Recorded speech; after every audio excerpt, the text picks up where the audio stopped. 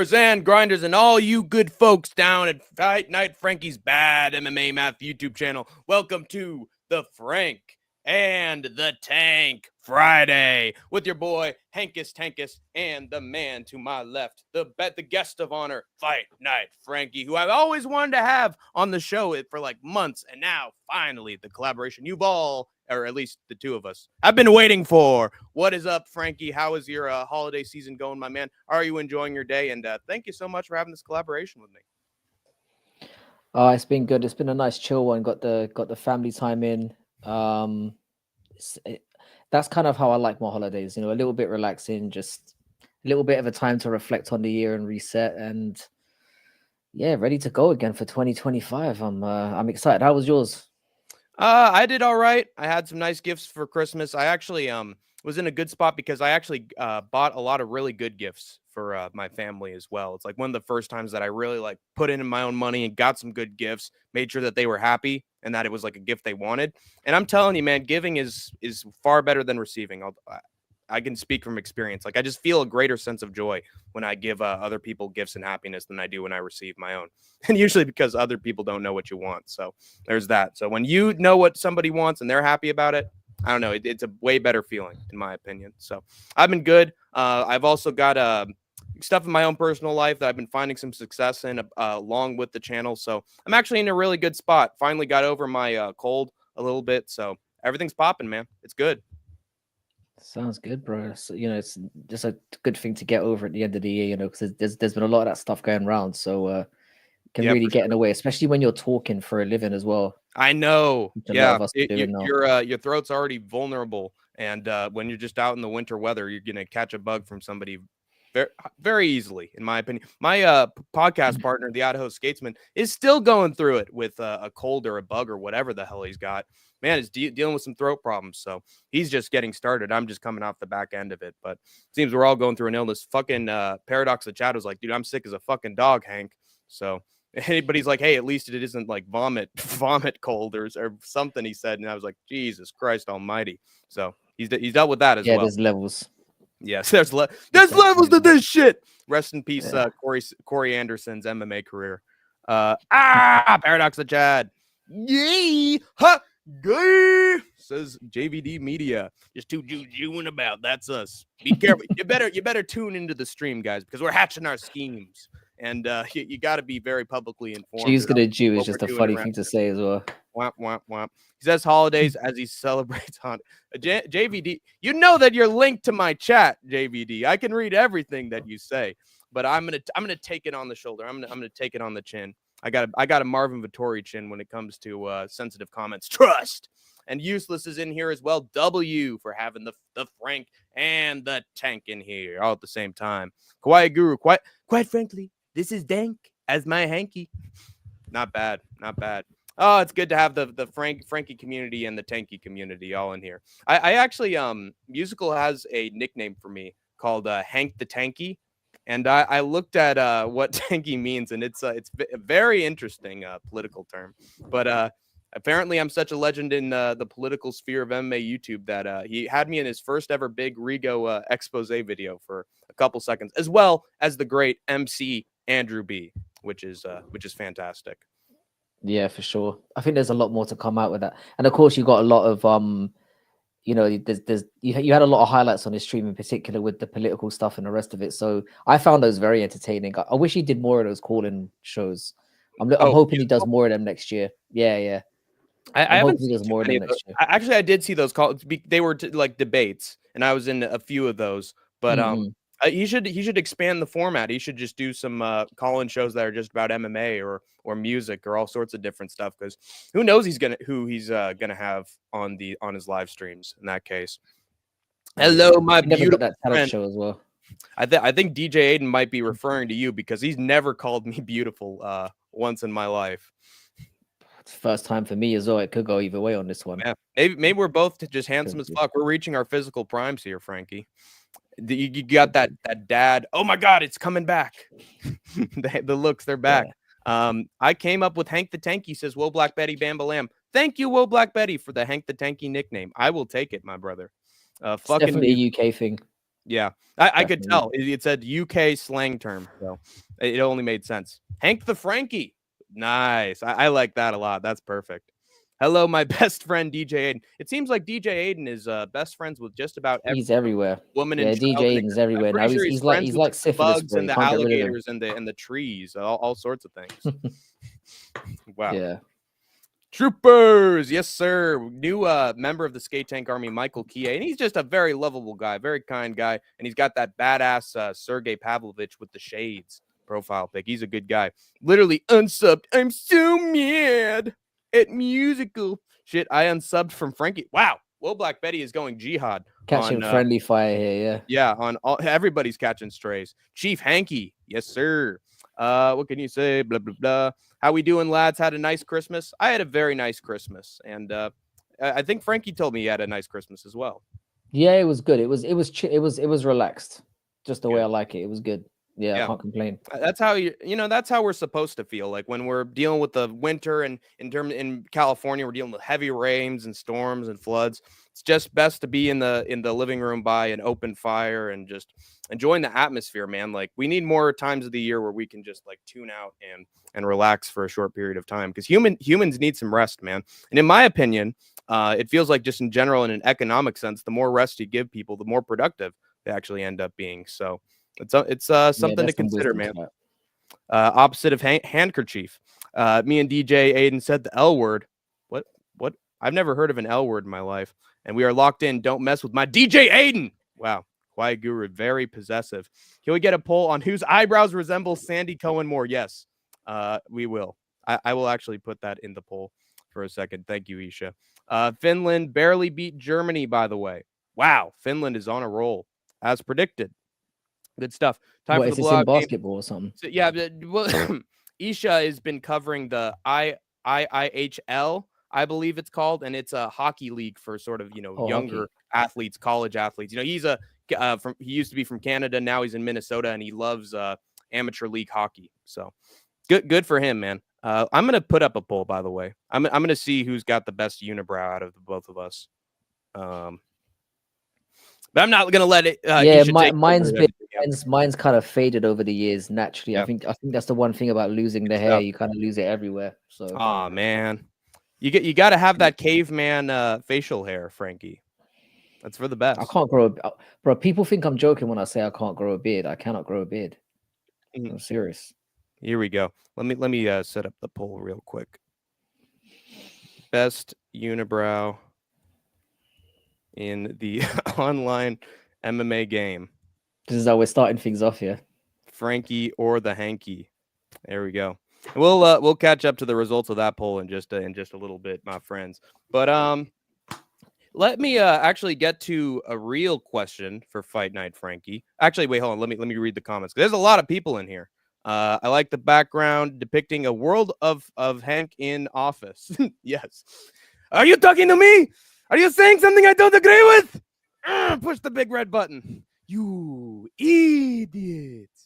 Why it's the hair back up again, mate. Unleash the beast. Yeah, this stream is brought to you by Hims, Keeps, 90s hair growing shit. Whatever the hell is good for hair.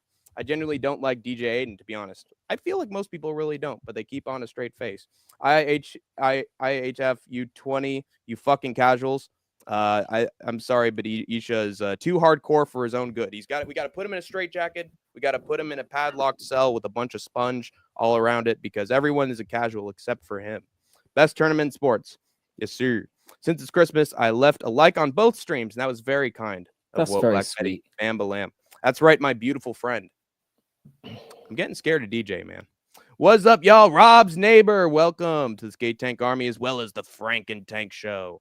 My favorite beautiful friend, DJ Aiden. Yes, sir. Frankie sort of looks like Robert Patrick when he played the T-1000.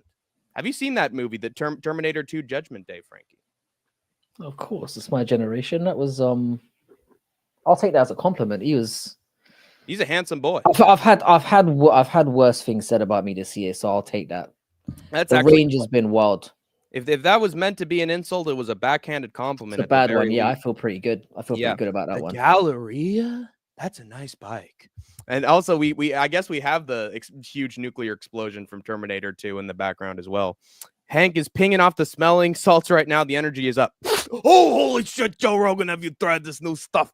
Whoa, that's crazy. These smelling salts are crazy. What topics do we have? Let's get to that, man.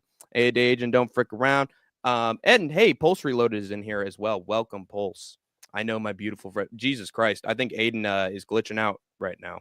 Let's get into our first topic of discussion. Now, of course, it was very kind of Frankie to show up on Skate Tank Army chat. And it was nice of me to extend the platform to Frankie as well, since I want to make sure that he gets to 1,000 subscribers eventually. That is the goal we have been pushing for, guys. We're going to get there eventually, okay? So I would consider us both sort of emerging MMA YouTubers that have, started our channels recently, experimenting, seeing what works. I want to know Frankie's thoughts on this new crop of emerging MMA YouTubers this year. We got, Giuliano, we got No Chill, we got Skate Tank and Frank.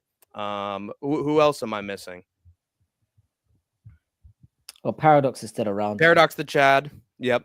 That doesn't upload as much as I would like, but he's JVD is still around. There's loads of people who are still doing their thing. I mean, Useless. I mean, I feel like I get introduced to a new YouTuber every week, and it's right.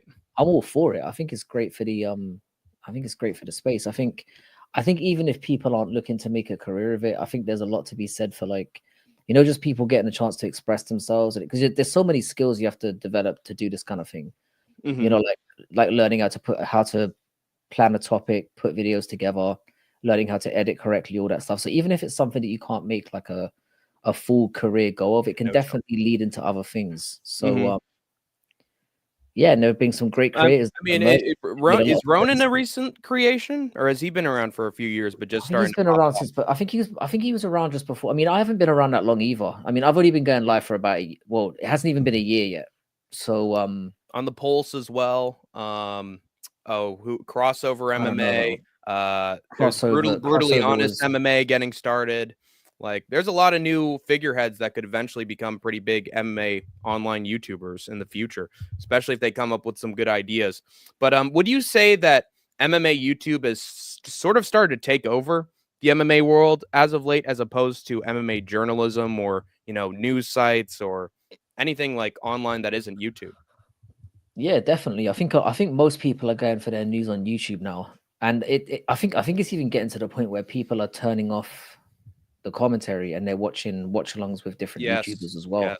I think that's another big thing that's happening. I've been doing that for a little while as well. Like when I jump on when I watch a stream now, or I watch a live event, I turn off the commentary and I listen to Dougie chat for 6 or 7 hours.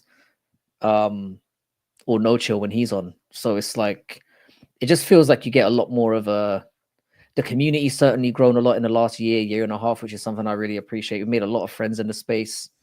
And generally it's been quite positive vibes, like you get the bad side of it as well, which I'm sure we'll talk about. But like, generally it's been like a really positive experience. And I think the more people that express themselves, there's people like Bismarck who's emerged as well, who's really good. Right. I'm just trying to think of some names that have popped up in the last year. I also want to mention so many Doom MMA. Yeah, is good as well. Doom, the bad villain. Yeah, there's loads. I want to mention that I think there's a really good reason why people are tuning into MMA YouTubers for their commentary and their news, outside of, the regular figures like the Helwanis and the Megan O'Learys and the ESPN analysts, or even the Chael Sonnens of the world and the former fighters. They'll call it like it is. Like, they don't have too many allies that are in, the UFC. Like, I know YouTube MMA Guru is having a lot of interviews recently. Alexander Volkanovski says he wants to interview Lucas Tracy, but as we can see, like, they're having these interviews with these fighters and they're still picking against them when when it just push comes to shove on who they're going to pick. They're objective with their takes, and they'll even make videos about, the fighters they previously interviewed if they fuck up or do something stupid. Like, I feel like even as MMA YouTube's starting to grow, it's still like their audience and their channel is their first priority, and that makes them objective.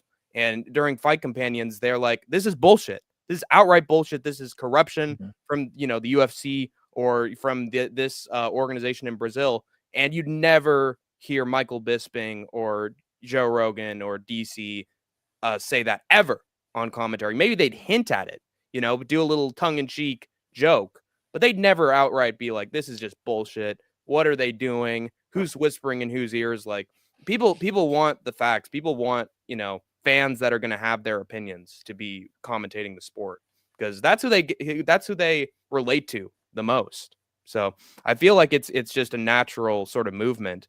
I hope that the biggest MMA YouTubers don't sell out. Like, and I don't call this selling out, but Guru did the Prize Picks, to help out his family and to make a bit more money. I'm hoping he doesn't, leave YouTube after like 2 or 3 years. I hope that's not where that leads to.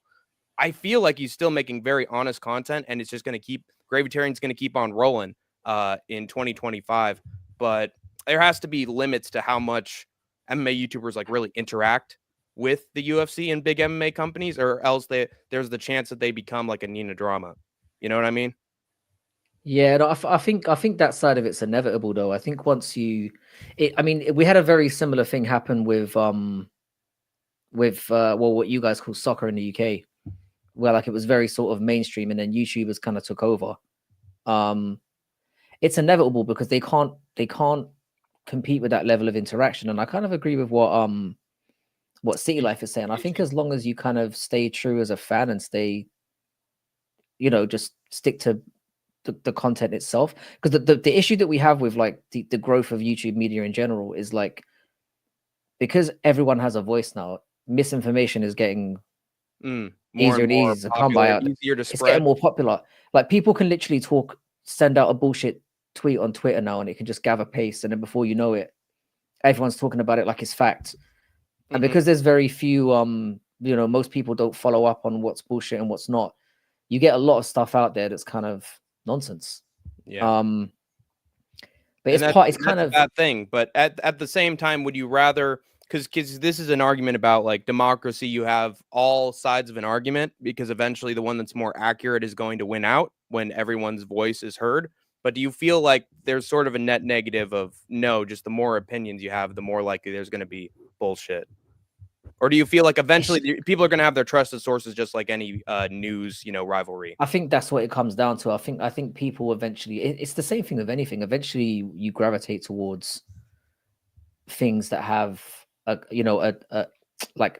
long-standing time of giving you reliable information, and you eventually filter out the bullshit yourself. And it's down to the individual person to deal with that. But by and large, people are stupid. Oh, and they're going to believe what is that's being just outside MMA YouTube. So it's, I mean, personally, I think like, it's just the way that the nature of things are now. It's like it's easier to communicate with other people these days. It's easier to get your opinion out there, and there are positive and negatives that are going to come from that. And where this trend heads, it's very, very difficult to tell now. But yeah, there's no the train's leaving the station. There's nothing we can do about it. My question to you, Frankie, actually following up on that question, is what are some of the best ways to actually get some fair and accurate news about MMA? Do you have to look on MMA news sites? Do you have to stick around in certain people's channels, waiting for interviews, waiting for snippets? You have to go around Twitter. Is it not good to go around some like news outlets that are already news channels? Like, it's like Joker and Batman. Who do you trust? Who do you trust? Money, money, money. Who do you trust? I mean, in terms of MMA stuff, it's like, I think it's great because I don't mind either way, because I think it generates discussion one way or another. And that's what we want to do. We want to talk about the subjects that we love. The issue where it becomes the time when it becomes more of an issue is when it's news that's more pertinent in terms of political news or whatever, and you're getting misinformation on that side. With MMA, to me, it's mostly harmless. Like, so I don't really mind the level of bullshit that we get as long as it generates conversation. It's like with anything. It depends on what sphere you're working under. But I would say that in terms of MMA, I couldn't care less about misinformation. It adds to the entertainment factor of it for me. So yeah, and I one of the things that I find just the most just almost untrustworthy is when an MMA journalist just posts something on Twitter. It's just like, oh, so and so, apparently there were talks here. In Brazil, like this India story about Conor McGregor and Jake Paul and Logan Paul. And sure, Conor McGregor retweeted that and gave his reply to it, but is he just adding fuel to the fire and creating some buzz, or is that a legit report? Like, seems like there's always some It's all random nonsense. ass MMA Twitter journalist spewing something. No, because the fighters lie as well. I mean, how many times have using Conor McGregor as an example? How many times has he lied about his own career? Yeah, Like I mean, he's saying this is he's lied happening and about that's himself happening. even when he was in his prime. The guy is just delusional. It's all entertainment at the end of the day. As far as MMA goes, I don't care. Like you take everything with a pinch of salt. And I tend to not believe anything until it's been officially announced by the promotion itself. When they say this fight's happening, or that's the only time I fully believe it. But the reason why I don't mind it one way or another is because, like I say, it gets us talking, and sometimes bullshit can get things rolling. Yeah. So if somebody announces a fight and it gets around enough, it can get the attention of the right people, and they go, do you know what? That's a good idea. Maybe we should do that. So and it makes you wonder, like, and I remember there was a chat with Guru where he was talking about something. It was like, dude, I'm telling you, some of these UFC matchmakers are watching my shit. They're watching 100%. my videos, and they're like, oh, this is actually a good idea from Guru. I'm going to make this. Like, I have no doubt that there are probably some matchmakers that are like, God, I'm in a bind. I don't know what to do with this guy. God, too many fucking spots. This guy won't get back to me. Maybe I'll just watch this shit and see if I come upon an idea. No, there's no doubt that he's at an influence. And it's, you know, it's sort of like being in a Japanese temple. Like, sometimes it's hard to really know what is in the UFC matchmakers' heads until it's there, you know. But at the same time, like, MMA YouTube is starting to take over, and you got to assume that some of their lines of logic are flowing from stuff they're seeing on MMA YouTube. Because, and it's going to continue as well. I think MMA YouTubers are like building up MMA and making it popular. They alone are creating huge storylines for fighters that otherwise will get horrible marketing from the UFC because the UFC's marketing team is garbage. Well, that's a big problem that they've had this year. I think a lot of the MMA YouTubers are doing their work for them, which is, and I think it's going to continue to grow. I think there will be a point where it's already getting to a point where you bring up the MMA guru. The UFC, it's getting to the point where they can't ignore him anymore. Yeah, and they're going to have to bring it. They're going to have to bring him on board to some extent because his influence is that wide. And I think the UFC is starting to embrace that social media element side of it a lot more, like a lot of other sports have. And I think it's inevitable that more MMA YouTubers are going to emerge. There's certainly a space still for it. And I can see them being a prominent part of the media moving forward. And it's especially you can see some of the guys that are there. Yeah.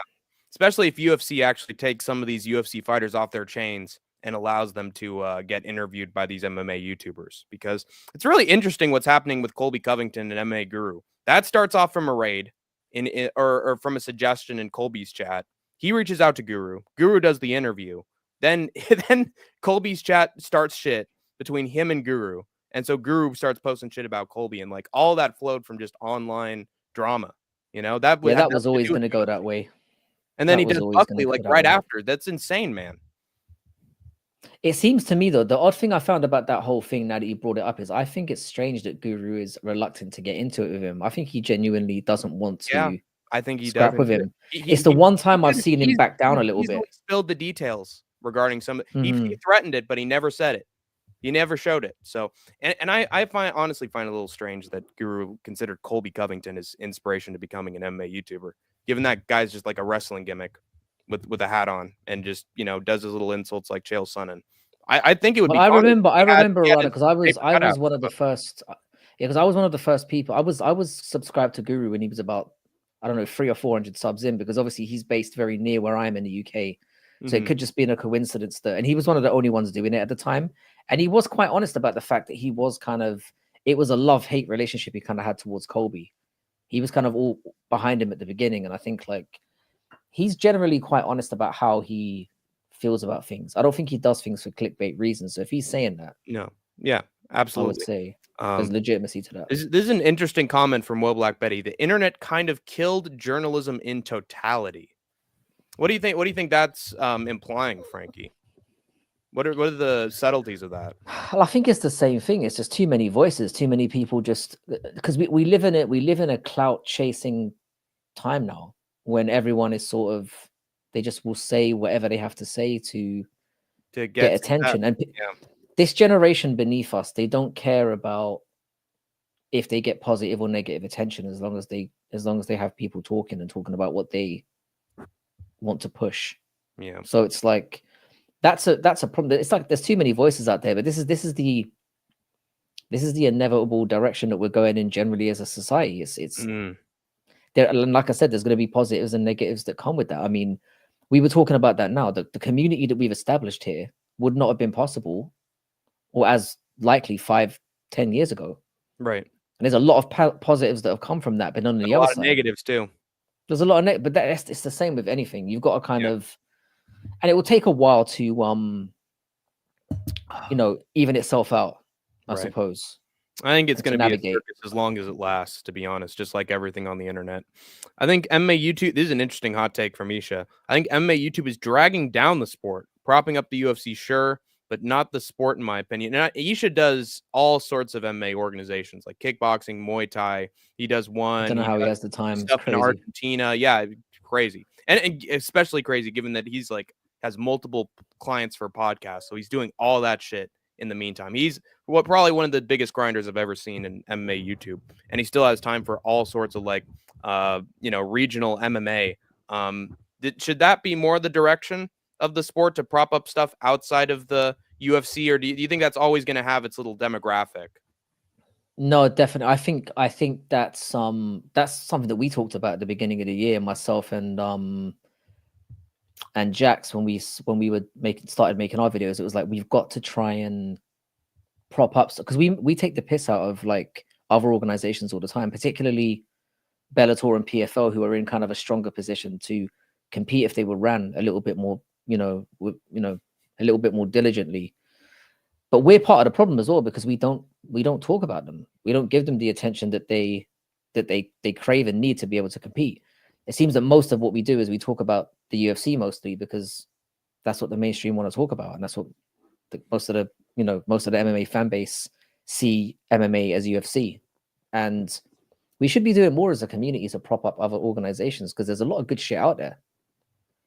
And rock and roll personality. I'm not saying that he's implying something else or having a double meaning. I'm saying they said a very interesting comment that has a lot of implications to it, like on a broader scale. So like I asked because that's actually sort of a hard comment to really like understand on a fully. So that's why I asked for Frankie's. It's a nuanced thing to say. Yeah, it's very nuanced. I don't sleep. That's how I'm going to die before 40. He has said that, so maybe that's correct. Hey, Christmas Pool is here. The new MMA YouTube scene brought new fans, or at least gave new fans a chance to take over the MMA, and they're insufferable. Definitely in Guru's chat, I'd say a good chunk of them are pretty insufferable, because they seem like casuals to me, or at least like hype themselves up as very masculine and then do some shit that's just very counteractive and hypocritical, in my opinion. So I don't know. There's a cultural thing with that's really starting to get out of control. It's very like online toxic fan base kind of shit. That's for Guru. That's the biggest guy. And I also got to mention that Guru is very kind to other MMA YouTube channels. Like, he's given me a raid. He's given Frankie a raid. He's given him a new channel name idea. Like, he was around in musical shit for a while. He shouted out No Chill when he did his big top 1,000 fighters video. Guru gets around. He knows the online community. He's rated Isha. Like, it feels like Guru almost wants to take on the role of someone who helps MMA YouTube grow and like really branch out and have like a greater web online community. Well, I think anyone who's been in this position, you know what it's like to start out and how soul destroying it is at the beginning. Mm-hmm. It's very when you're first starting out and you're making videos and nobody's watching and you're doing lives and nobody's jumping in, you know how tough it is to keep going. And nobody knows better than him, because there was a time when he went through the same thing. I mean, he only had 500 subscribers for the first 2 years he was doing it. So he went through the grind and understands what it's like to be really small. Yeah, he's used to having one, 2, or 3 people in his chat at a time and waiting 10 minutes for them to say something. And meanwhile, he had and honestly, like, that's really tough. Like, I'd rather be burdened with having too many people in my chat and having to sift through it and read certain comments than having to wait for like an hour for somebody to say something, and it's just me having to improvise and talk to myself. Like, having someone to talk to and lead conversations is much better than having nobody. And it's sort of like being like a stand-up comedian on stage and everyone else is silent, and now it's all up to you to provide the entertainment. Whereas once you make the community, it's more about, okay, I can have my funny stuff here and there, but like the community can also lead me to coming up with new shit. That's Oh what yeah, I Guru mean does. anyone who does this. Creepy enough. It's what Rigo did for a while. A lot of his chat Mm, was inspiring his ideas as well. Let's not forget that. yeah, it's his. Speaking of him, like his chat has probably morphed him a lot into the. I mean, Yeah, or that's has the played worst a hand in example. morphing Worst to him. example. Yeah. Yeah, and morphing him into who he is today. Like, I mean, he was always a bit of a creep, but like I think it's certainly been exacerbated with the community. It's worked both ways. Mm-hmm. You know, his community's made him worse, and his community's made him worse. So it's like it's interesting. Like MMA in general draws a large amount of imbeciles simply because it's fighting. That's a great point from Michael. Maybe just tracks that subgroup. It's been the way since the 90s. I don't think there is a way to mitigate the negativity they drag in without hurting the income stream. 15 years ago, Dana would cut you for acting like his favorite stars do now. Yeah. It's the bigger it is, the more casual it is, the more like the really toxic people slip through the cracks. And combine that with the fucking internet. UFC was around when the internet was just getting started, you know, and illegal streams are almost hard to come by. And now we've gone from people actually paying for pay-per-views and, you know, contributing to the sport and really being like a small subsection to like now it's everywhere. And now we have our little pockets that are just really bad for the sport and its coverage as a whole. But yeah, it's just giving the idiots a bigger platform that would otherwise be like the silent majority, you know? yeah, but again, you can kind of pick and choose what you want to watch and what you don't want to Right. watch. That's true. It's up to them. So it's By the way, Anakin MMA says that Rigo's streaming right now. Hey, everybody, make sure to go over to Rigo's channel and report that motherfucker. Find some streams that, especially his member streams, anyone that involves him just chatting with people, and report that shit for sexual harassment of minors. And make sure to say and watch Musical's video on him too, and make sure to report that little fucking creep and anyone aligned with him. Just wanted to mention that. Rigo tried to oh god, Jesus Christ. Yeah, dude, I remember when I was in YouTube Guru's chat like in 2022, 2023, and I'd see Rigo show up and he'd just say this most idiotic fucking shit, schizo, off his meds shit, and harass the host and just be a little fucking shit. And I just say, calm your ass down, Rigo. Why don't you head the fuck out? And that guy ended up making a YouTube channel. Like, the signs were always there. I really think so, because he was getting on Guru's nerves like from the start. And I was actually shocked in the early days when he made a YouTube channel. I actually clicked on it and I went there and I was like, oh, he's got 500 subscribers. Oh, this little incel has 500 subscribers and he's becoming an influence. This isn't great. And then lo and behold, now he has 20K and he's a complete degenerate. Still. Some people like that kind of thing. I mean, you know how I think you know, I think the more surprising thing about it is just that he's certainly gotten away with a lot of stuff.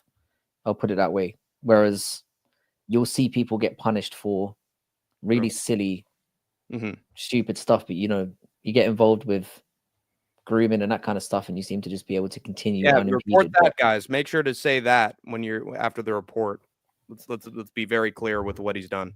Anyway, keep going. Yeah, so that's, I mean, like I said, I don't really know the guy personally, you know, and it's mostly just information that I've received from other YouTubers and stuff, because it wasn't just Musical that brought him to my attention. There's been several people that have messaged me throughout the last year or so. Great point from just highlighting stuff that he's done. They'll leech off of one guy, Guru or Rogan. That's how Lucas got into things. That's how Rigo got into things. Lots and lots of channels that have leached off of those specific fighter successes. Colby Covington, that is just not true. Shout out to Musical. Absolutely. That guy is putting in the work, and I think he's found a second wind for his channel as well. I think he should keep it up. Rigo is definitely a cultist, lodge man, secret society member. At least that's what he's going to claim himself to be. Let's get on to the next topic, because we've talked about MMA YouTube for a while. Actually, is there anything you want to conclude about regarding MMA YouTube in its current iteration and where it's going? Well, yeah, I'll just echo what I've said. Kind of, I mean, for me, the experiences have mostly been positive. Like, whenever I think about MMA YouTube, I think about the people that I've met, yourself included, the way that the community's grown. And And like I said, we've had some really great content this year. Yeah. So I generally see it as a positive thing, and I think as it continues to refine and continue to grow, I think it'll only be a good thing. And I think the negativity will balance out after a while. I'm quite positive. I'm quite Yeah. a positive person And, you know, generally. you can't please everybody. There's always going to be negatives regarding it. So it's just taking the bad with the good and pressing on and focusing on the good, in my opinion, and making sure to call out the bad when it's there. I think it's up to us. Just as it is in society and politics, it's as it is on YouTube. You have to regulate. You have to look through things and see when there's some cracks forming, and you gotta smooth out those cracks, basically, or at least say that the cracks are there. Musical is content on all of us for purposes of publishing an expose. I know Deadpool did on me for a time, so Musical does it in spades. He's got those DMs on lock, baby. Probably on Frankie too. So we're all slaves to. Yeah, I say a lot in my DMs. I need to Content. be careful. Yeah, be careful. Be nice, people. Be nice. Be nice to the ones that put on a happy face and firmly shake your hand. So there you go. Let's go to our next topic from Hank the Tank. Where has the UFC gone right and where has the UFC gone wrong this year? I mean, I'll be honest with you, like I've been quite jaded this year with like the UFC in general. I found it I don't want to say that my love for the sport has completely gone, but it definitely has taken a knock. There were some positive things that they did well. I mean, I think they've done really well in kind of like establishing, I don't know if it's, you can give them all the credit, but like they've established stars pretty well this year. We've had some new stars emerge up. I think Alex and Tapuria in particular have been quite a big, you know, they've had quite a big influence on the space. Yeah. I think they've done quite well in terms of like, you know, whenever an event's like a fight's been cancelled, I think they've been quite good at patching those up, getting people in at the last minute and making interesting fights. They should do. There is something I feel like they should do to the Ige and Lopez, because that's the most pertinent example I can think of oh, this got canceled. Okay, Danny Gase right on the side. I'm gonna have him versus Lopez. I mean, I think they made more of that than it was. I think like him sitting in his house or whatever and him having no idea and he was called in at the last second. I'm not sure how honest that was. I think, you know, they may have overplayed or overhyped that a little bit, but it was still awesome that it happened. I don't think we'll see the likes of that happen too often, you know. Right. It's just not doable. But it made it more exciting, I guess. So fair play to them for at least rolling with that narrative. If there's one thing the UFC is solid at, it's booking things short notice. And even if they end up doing shit in execution, like delivering hype when they're on the road. The thing is that if they paid out more money for backups, they wouldn't run into this situation. If they literally just said, right, it's certainly when events are really, really important. If they did a better job of just going, right, here's some show money for somebody to turn up and weigh in as a backup, it would be less of a shit show when it happens. I guess is what I'm saying. Yeah. They could do more, and it's not like they don't have the money to do it. But I am generally quite pleased with that. I thought like they did a good job of trying to stack cards this year. Like 300 was amazing. The Sphere was obviously, you know, it was good in terms of presentation. Obviously, you can't do much about the co-main event and main event. They are what they're going to be. You have to have Grasso versus Shevchenko 3. You booked it. Although I will say that having them on Tough is fucking bullshit. There's a million other matchups you could have that would generate more hype than that, and that's just a fact.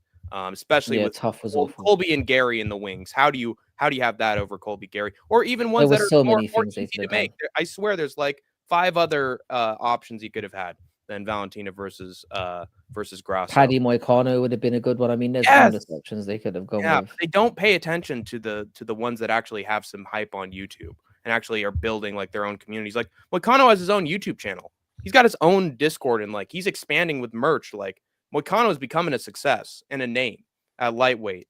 And Paddy Pimblett is already, you know, I mean, he obviously lost a little hype with Jared Gordon, but he's gotten it right back. You know, like how do you not make that matchup, especially this is what frustrates me, when both men agree to it in the moment on Twitter. I don't give a shit what your bookers say. Book that shit. It's a matchup that people want. It's creating buzz. They obviously both have their fan bases. Screw what's in the cards. Screw, oh, well, we have this in the UK or in Brazil. We can't have them on here. I don't care. Book it anywhere. The fact that they've agreed to it, they're probably gonna scrap it like in a month or two. In a few weeks, they're gonna be like, oh, never mind. UFC isn't interested. Let's call it off. No, you gotta strike the iron while it's hot. You gotta have like when both guys agree to a fight, you make it. That's my. The thing is, though, I think the issue with Tough here is because the UFC has become so mainstream. We all know how Tough used to be. They used to just get some drunken idiots into a house and just no holds barred, anything goes. But I think they're worried about the image that the UFC has now that it's becoming more and more global and it's becoming more and more of a mainstream. It's like the same thing they have with the press conferences as well. I mean, the press conferences used to be amazing. They used to put on a whole card, and we got some of our best moments with all fighters on there going back and forth, and you didn't know what they were going to say. But now it's like they're almost scared. They're worried about their image of the overall PI, UFC public image or something. Why? Because there was no other reason to stop doing it, because like it's what elevated the sport into the mainstream in the first place. But now that they're there, they almost seem afraid to they don't want to be seen to be barbaric or to be they don't want anything controversial on it, because again, it's because of who they're aligned with. They're under the ESPN umbrella now. They're with Endeavor. They've got the whole Disney bullshit. Like they've got too much to the image side of it. They don't want to look like they are counterculture. They want to seem as part of mainstream culture now, and that's the sacrifice they've had to make. And there was a great documentary. I'm going to recommend this documentary to pretty much everybody when it's pertinent. Fighting in the Age of Loneliness is a fantastic supercut documentary about where MMA started, how it turned big with the UFC, where UFC went and gradually declined and regressed in terms of the entertainment that it was providing to fans and the conditions it had for its fighters. Wait, hold on. What was I going to say about it? It's that Dana wants the UFC to, because they showed like an image, like Dana put up a Twitter post once that showed a photo of him, Hunter, some bookers, and they showed the UFC as like an octagon that represented the whole world, and it says the UFC will take over the world or be like number one global. Seems like he's always wanted the UFC and MMA to be a major sport, just like all the other sports. And in order to do that, he sacrificed so much of what made the UFC work and make money in the first place. And that's loudmouths who are drunk, who are crazy on roids, some of them, and just some crazy ass action that's very like outside the mainstream and, alternative and wild that other sports would never sanction in their lives. And now you take away that alternative edge from the sport, and it's turning all these potential future stars into just a bunch of company people that have not an ounce of charisma in their body. And like, I'm glad that we have it like come back occasionally with like the Colbys and the Ilias of the world, and Dricus du Plessis and Sean Strickland are coming back with their own stuff. And maybe part of that is just like, hey, circumstances. It's just Conor shows up. What would the UFC be without Conor McGregor entering an MMA? There's a lot of circumstances behind it. Some things are just not in the cards, but like, I feel like there's a lot of fighters that are, like the Randy Couture's, who are like really great athletes, but they could also like trash talk if they wanted to. They could also sell a fight if they wanted to, but they're getting like put in suits and forced to just be like, hey, we're going to find out Saturday night, baby. Or I don't know. I don't want to say too many bad things about my opponent. I feel like there's just an untapped potential with now I know there's CTE, and that doesn't help with things either, but you saw what happened with who was that guy with O'Day Osborne, who like lifted himself up from his seat and was like Ronaldo Rodriguez. That dude is like, I know that fight turned out like shit and had a horrible result in my opinion, but dude, if he'd have just smoked that guy in the first round, he'd have been a star. Like, we need more of that. And I feel like there's just, with the marketing of the UFC, it's just, there's so much potential, like, beyond just what we have now for these guys that the UFC just doesn't want, or that they actively restrict, like Sean Strickland, who could easily be a star. But they're like, it seems like he's the enemy of the UFC in moments when he's doing promos. Yeah, and that's the thing. I'm surprised they gave Strickland another title shot for that very reason. Because it's like they clearly wanted when they had him as champion, they clearly wanted nothing more than to shut him up. So it's interesting that they're giving him the opportunity again. It's interesting to me. It's like they can't really decide what to do with him. So But do you think that the UFC wanting to become a bigger sport is why you have bullshit like, Valentina and Grasso being coaches on Tough, and them wanting to expand to like other regions and be a global sport that's like sort of getting in the way of what the soul of the UFC has been about? Again, it's just about that mainstream appeal, isn't it? It's the same reason why we get a fucking useless women's MMA headliner a couple of times a year when it shouldn't be there. It's the exact same reason. It's like it's the sacrifice you make when you become a mainstream product. Like you want to be seen to be being inclusive, representational, Professional. it's part of, well, yeah. There's all, but it's like, I mean, we're getting some, some of the people in the chat have known this. Again, we've got other outlets for this now. I mean, there are smaller organizations out there like the BKFC. Mike Perry, dude. Mike Perry became a star last couple where of years. It's like, do you know what I mean? It's like we can still get, if we want that style of content, it's still out there. And as fans, we've got to make sure that we're propping them up. Yes. And giving them a chance to grow as well. Yeah, and giving them fight companions. And not only that, it not only is it helpful to them, it can be successful for you. Like Isha having like 10K subscribers is evidence of that alone. When I like did some of my early fight companions, I did Karate Combat at one point, and it was like the most views my fight companion had ever gotten. And so not only is it just good for the sport as a whole, it can be very lucrative for MMA YouTubers to focus on stuff outside the UFC, because people need an alternative to like the UFC guru or UFC Kiss Tracy, like I mean, you can't, and that's the thing. And this is another argument that I'd like to make. If you're only making content about UFC stuff, don't call yourself the MMA this or that. Like, you're not covering MMA, you're covering UFC. So call yourself the UFC this, the UFC that. Like, that's a fair point. That's a fair point. It's why I kind of I wanted to remove the MMA from my name as well, because it was I wasn't being very representational either in terms of the other organization. And there's some great stuff out there. I mean, Octagon's been killing it this year. Yeah, I'm going to be doing my fight companion for Octagon on Sunday. It's a big card. They've got a champ versus champ fight, don't they, on that one? Rematch of what many have called Octagon's greatest fight it's ever had between Keita and Ronaldo Paradiser. And that's the featherweight and the lightweight champ, right? Yes, I believe so. Yeah, that's lightweight or middleweight, or something like that. I think one of them's a featherweight. Okay.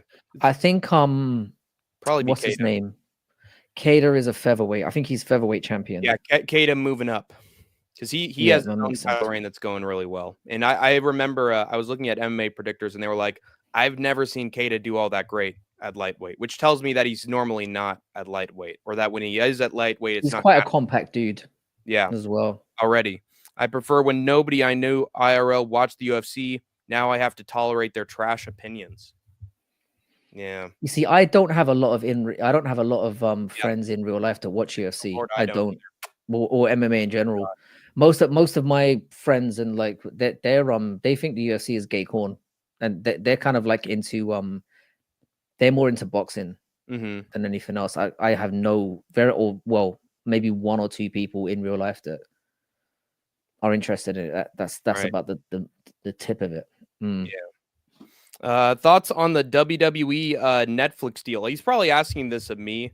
Do you know? You don't know anything about WWE? I know that they're part of Netflix now, but I haven't watched WWE since I was like 14. So I think it's probably going to be good for the WWE, because I've noticed that, dude, sometimes WWE just live stream stuff on YouTube, and that shit gets like a sixth of what they're making in TV ratings and in other spots and on streaming services. Like you're getting just as much traction on YouTube as you are in spots where you're making millions and millions and millions of dollar deals, and they're not exactly translating into profits for you. Like, social media has untapped potential for anything that's mainstream, for any company. And so, and this actually leads me to another question. Some people are saying that the UFC's number one spot it's going to make a broadcasting deal is going to be Netflix too. Do you think that's going to be true, Frankie? Because they are under the same stock market. I think they need to abandon the pay-per-view model sooner rather than later. Because I Nobody wants think to pay $80, $90 for. I mean, I don't know how shit. I don't know how Americans do it, and I Yeah, assume most they of you don't. aren't doing They it. stream, or the Yeah, I degenerates assume and the most of you elites aren't. do. Yeah, That's what they don't seem to be understanding. Like if they made it, because I don't think people are stealing because they're thieves. I think they're stealing because it's not affordable. Purely because I think most of us, we don't want to go through the hassle of having to find a stream every weekend. If we were paying $10-15 a month for a subscription fee, we would all pay it. yes, yeah. We would all pay it. And the thing is, I literally millions and millions and millions of people would do it. and it would probably be They'd super have profitable. 100 million. It'd be a Oh, huge 100%. success. Yeah, They'd make way more money than they are now. and Way this more. is actually why I'm really happy that I'm a wrestling fan on top of an MMA fan, because sometimes with deals, like, both companies can parallel themselves, because UFC had the WWE network. It was a huge success. Like, it had a tough time taking off in the first year, but afterwards its numbers just skyrocketed, went up $9.99 per month. Who wouldn't pay for that? Like, and you get to watch all sorts of shit outside WWE. It's great content, and it made WWE a boatload and still does. And UFC has Fight Pass. I'm pretty sure most MMA fans use Fight Pass to watch UFC. I pay for Fight Pass. I pay for Fight Pass, yeah. And this is the thing, if like, I think the UFC are going to see how the WWE experiment goes, and then assuming it goes well, which I think it will, they'll jump on it as well. I can see it going that way. Yeah, for sure. I think there are a lot of people that are going to be watching WWE on Netflix, especially if they keep booking the way that they've been booking. They're the #1 booked organization in the world, in my opinion, because that creepy fucking rapist Vince McMahon is finally seeing his day in court. But with the UFC, do you think people would pay, like, oh, you got to pay, like, how much is Fight Pass right now, by the way? I think it's $5 a month. Well, I pay $5 a month here.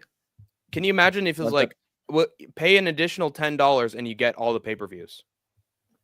Here's the thing. I'll be honest with you. Yeah, I have one of those Fire Stick things, right? You know those, and I don't use it because in the UK, we pay like, I think it's about £25 a month, something like that, for every year. Well, we get other things on top of the UFC, but included in our sports package, we get every, and I have no issues paying that. I agree with Dougie's Corner. If it was like, I think if most people were paying $25 a month, everyone would do it. Yeah. Everyone, and it was a reliable service. Yeah, everyone would do it. This isn't a I'm a I think it'd make them more money than they would if they just had $80, $90 pay-per-views. I truly believe that. It 100% would make more money. But the UFC hates money. Here's the thing: when the UFC does a pay-per-view and they have a million, the UFC hasn't hit 1 million pay-per-view buyers in a long time. I guarantee you, every weekend there are tens of millions of people watching the UFC. Yeah, every weekend. They have no idea how many people are really watching. It's a huge amount. It's not just in America; it's all over the world, in my opinion. I think 80 times 15 pay-per-view is crazy. Americans are paying. The Americans that pay are paying upwards of $1,000 a year to pay for UFC pay-per-views alone, which is mental. In 2024 is just psychotic and disgusting and elitist. And if you think that half of them were dog shit as well, yeah, exactly. They're not worth it. They're not worth it. It's a bad investment. So if I'm going to be paying for shit, I might as well be paying a low amount, motherfuckers. And what I find interesting is that regional MMA, which, by the way, they have charts on this, Frankie. Dude, UFC is the lowest. They are like the lowest bar of number of finishes on average per show. We got LFA, Cage Warriors, Ryzen, KSW, BKFC. I'm probably not forgetting a few. Octagon.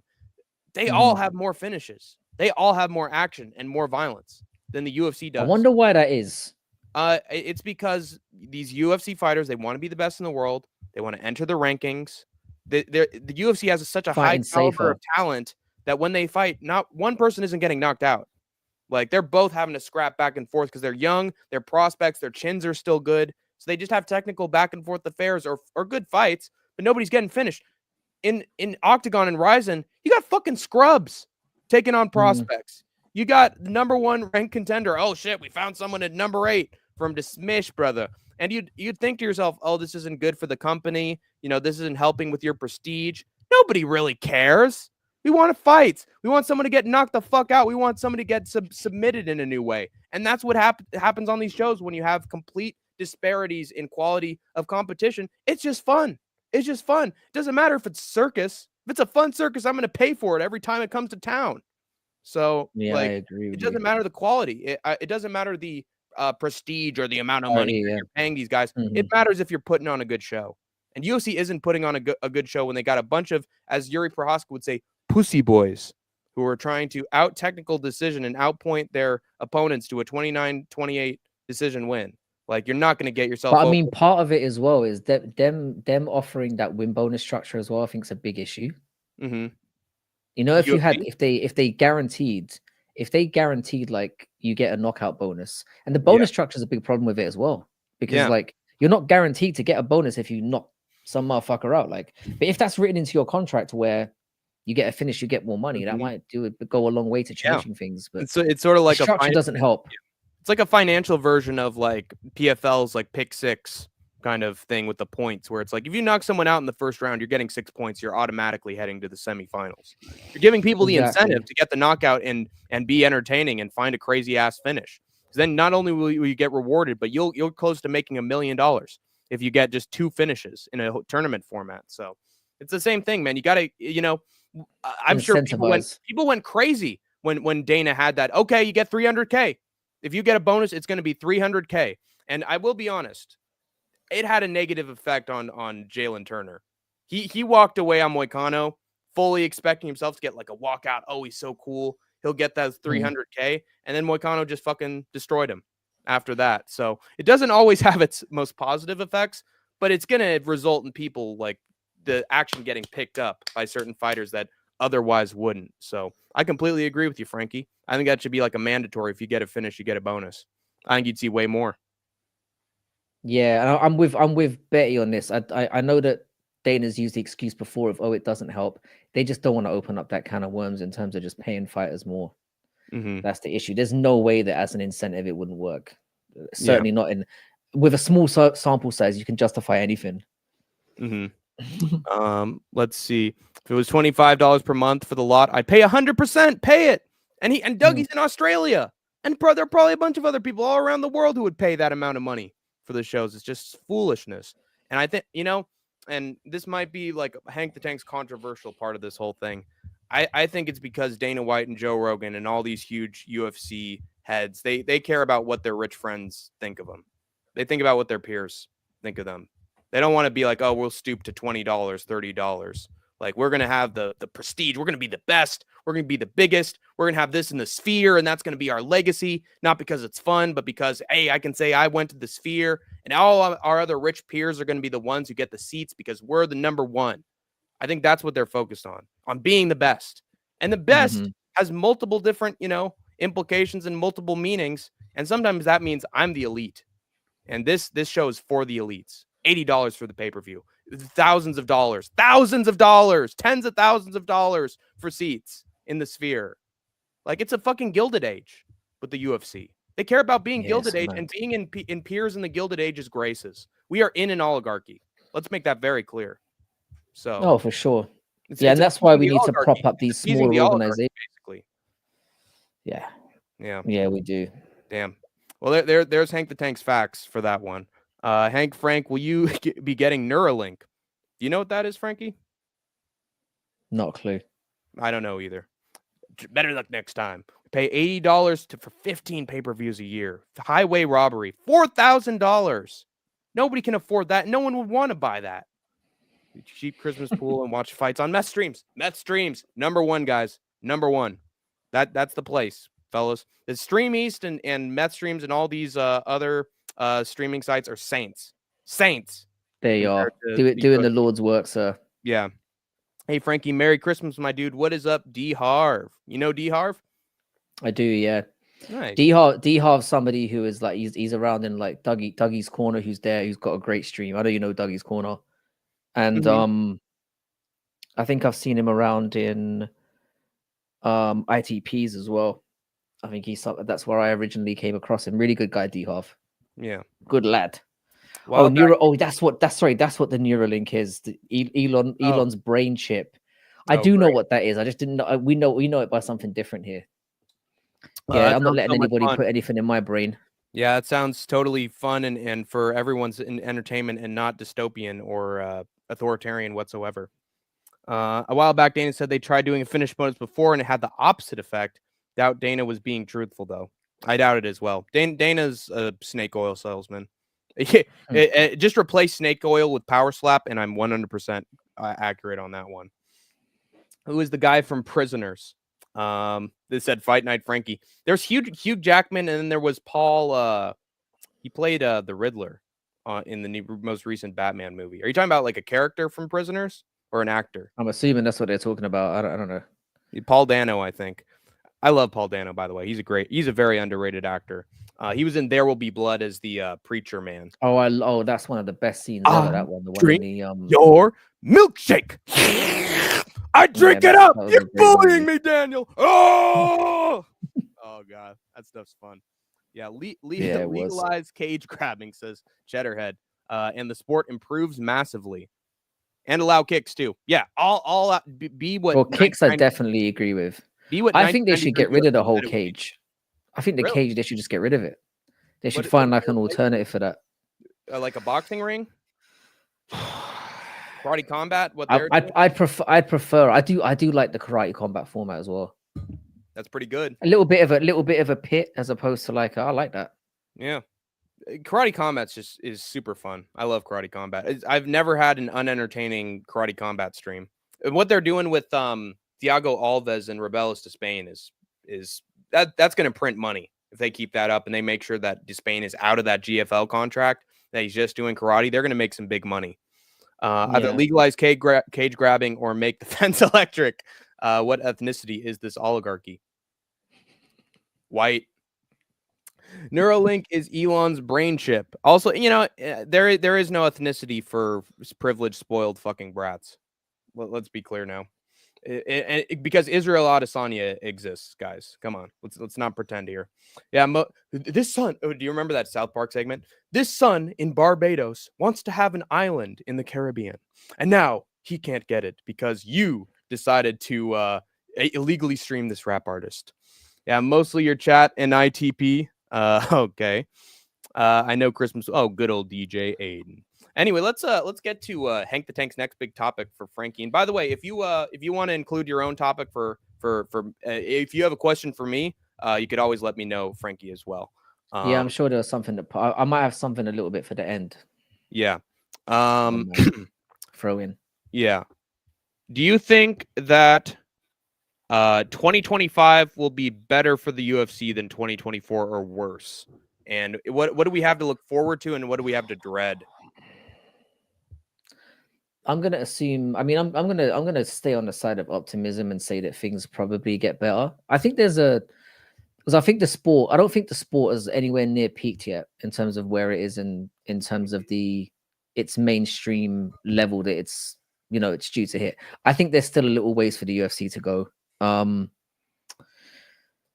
I also think that the UFC did make a lot of mistakes last year that I'm hoping that they will learn from. I think it's financially going to be a better year. And I still think they're on an upward trajectory. Like I said, there's more stars that have picked the torch up. We've also had the emergence of some really good breakouts guys as well that have been great. The Sharas, the Fighting Nerds, those guys that we've got to look forward to. I like the fact that boxing is doing much better as well, and I think that might help the UFC to improve as well. Because I firmly, but it's like Turkey, right? He's the main. The reason why I feel it. I mean, you're a wrestling fan, right? Yeah. Do you remember how good wrestling was when like WCW was doing really well and ECW was doing really well? Well, yeah, when they had the wars and the competition helped them to best era peaks. Best era. So I'm thinking it might be the same for the UFC. The more that Octagon continues to rise and boxing continues to get better and draw numbers, I'm hoping it will force the UFC to continue raising their game as well. Do you think that that boxing is drawing numbers? I haven't gotten like complete confirmation on that. Like I know that these big shows are getting booked and these great main events are being made, but it's crazy that we live in an age where we used to know the numbers for these shows and now we really don't. But boxing has way more casual appeal than MMA does. Right. Still. Yeah. Like when you get the big names coming out, like the Tyson Furies and the Anthony Joshuas and people like that. Yeah. To a certain extent, like Crawford and people like that. When you get those guys coming out, the numbers are good.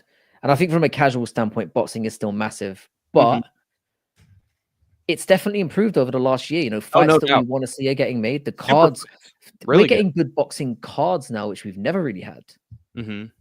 Where the whole card is looking pretty decent. Well, it's looking decent, to be fair, but in terms of execution, we're still getting a lot of there's still a wasted decision. We only got one knockout on the whole card. You know, it's hard to predict that. And again, that's another result of the best are fighting the best, but that results in less knockouts and more good, entertaining, competitive fights. But that's where the hardcores get treated. Yeah, that's where the hardcores get treated. Because I think with fights like that, I mean, it's like the better BF and Bivol fight. From a technical standpoint, that fight was incredible.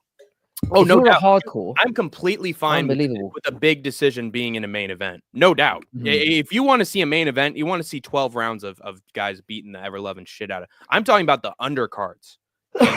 No decisions on the undercard. Like that's where I find things a little strange. Like you'd expect there to be at least like 3 or 4 knockouts before we get to the main event, but we're waiting until like the third to last fight for there to be a knockout sometimes. I mean, it can go that way in any event. I mean, with matching up, you do your best to provide a good matchup, but you never really know. I just noticed it recently with Joshua versus Dubois. There were hardly any knockouts. Crawford versus Madrimov, I hardly saw any knockouts there. Like, I don't know. I think it's really good fights for sure, but is it resulting in better action? I'm not sure. Again, that's all you can do is what's the expression? Right. Take the horse to the water. You can't force them to drink. Yeah, right. It's that kind of one. Yeah, but what were we talking about? So having more successful boxing, and you think that boxing is now successful again? Well, I think it will help to. I think the competition will help to elevate the UFC in the same way that if. It's the same reason I want BKFC to continue to do well, and for Octagon to rise up, and for Cage Warriors to do better, and for more importantly, Bellator and the PFL to get their shit together. Because if they can pull their thumbs out their assholes, and we create more competition in the sphere and more options, it's gonna force the UFC to bring their A game out. So right now they don't need to, because as you said, they're effectively a monopoly, pretty much. No doubt, they're the number one. I think they're the guaranteed number one, at least in terms of MMA. But like you said, like at least make it interesting. Beyond MMA, like other combat sports conflicting with them, could pressure could create diamonds. I got a fucking Dustin Poirier shirt, by the way, somewhere over here. Here it is. Got a sweet new DP shirt, and it has on the back, "No pressure, no diamonds." And that's sort of an encapsulation of what Fight Night Frankie is trying to say here. But this is a nice little shirt. But yeah, pressure can sculpt diamonds. It did in wrestling. It can in UFC. But my follow-up question on that, Frankie, is does Dana have such an ego and so petty towards Ngannou and other shit involving boxing that like he's not going to change shit?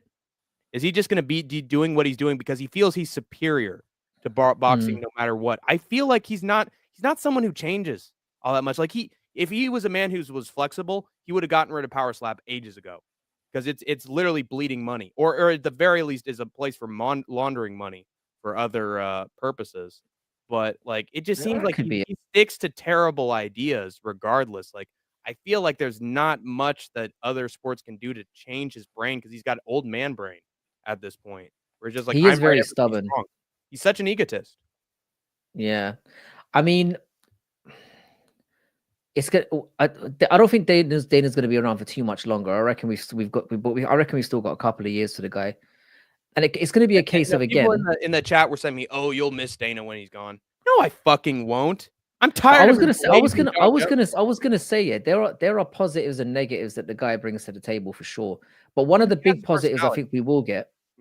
Yeah, well, one of the big positives I think we'll get is we'll get more cross promotion. I think once somebody else is in charge, they'll be more willing to work with other organizations, and I think that can only help. We're gonna get a flying knee here. There we go. Super necessary.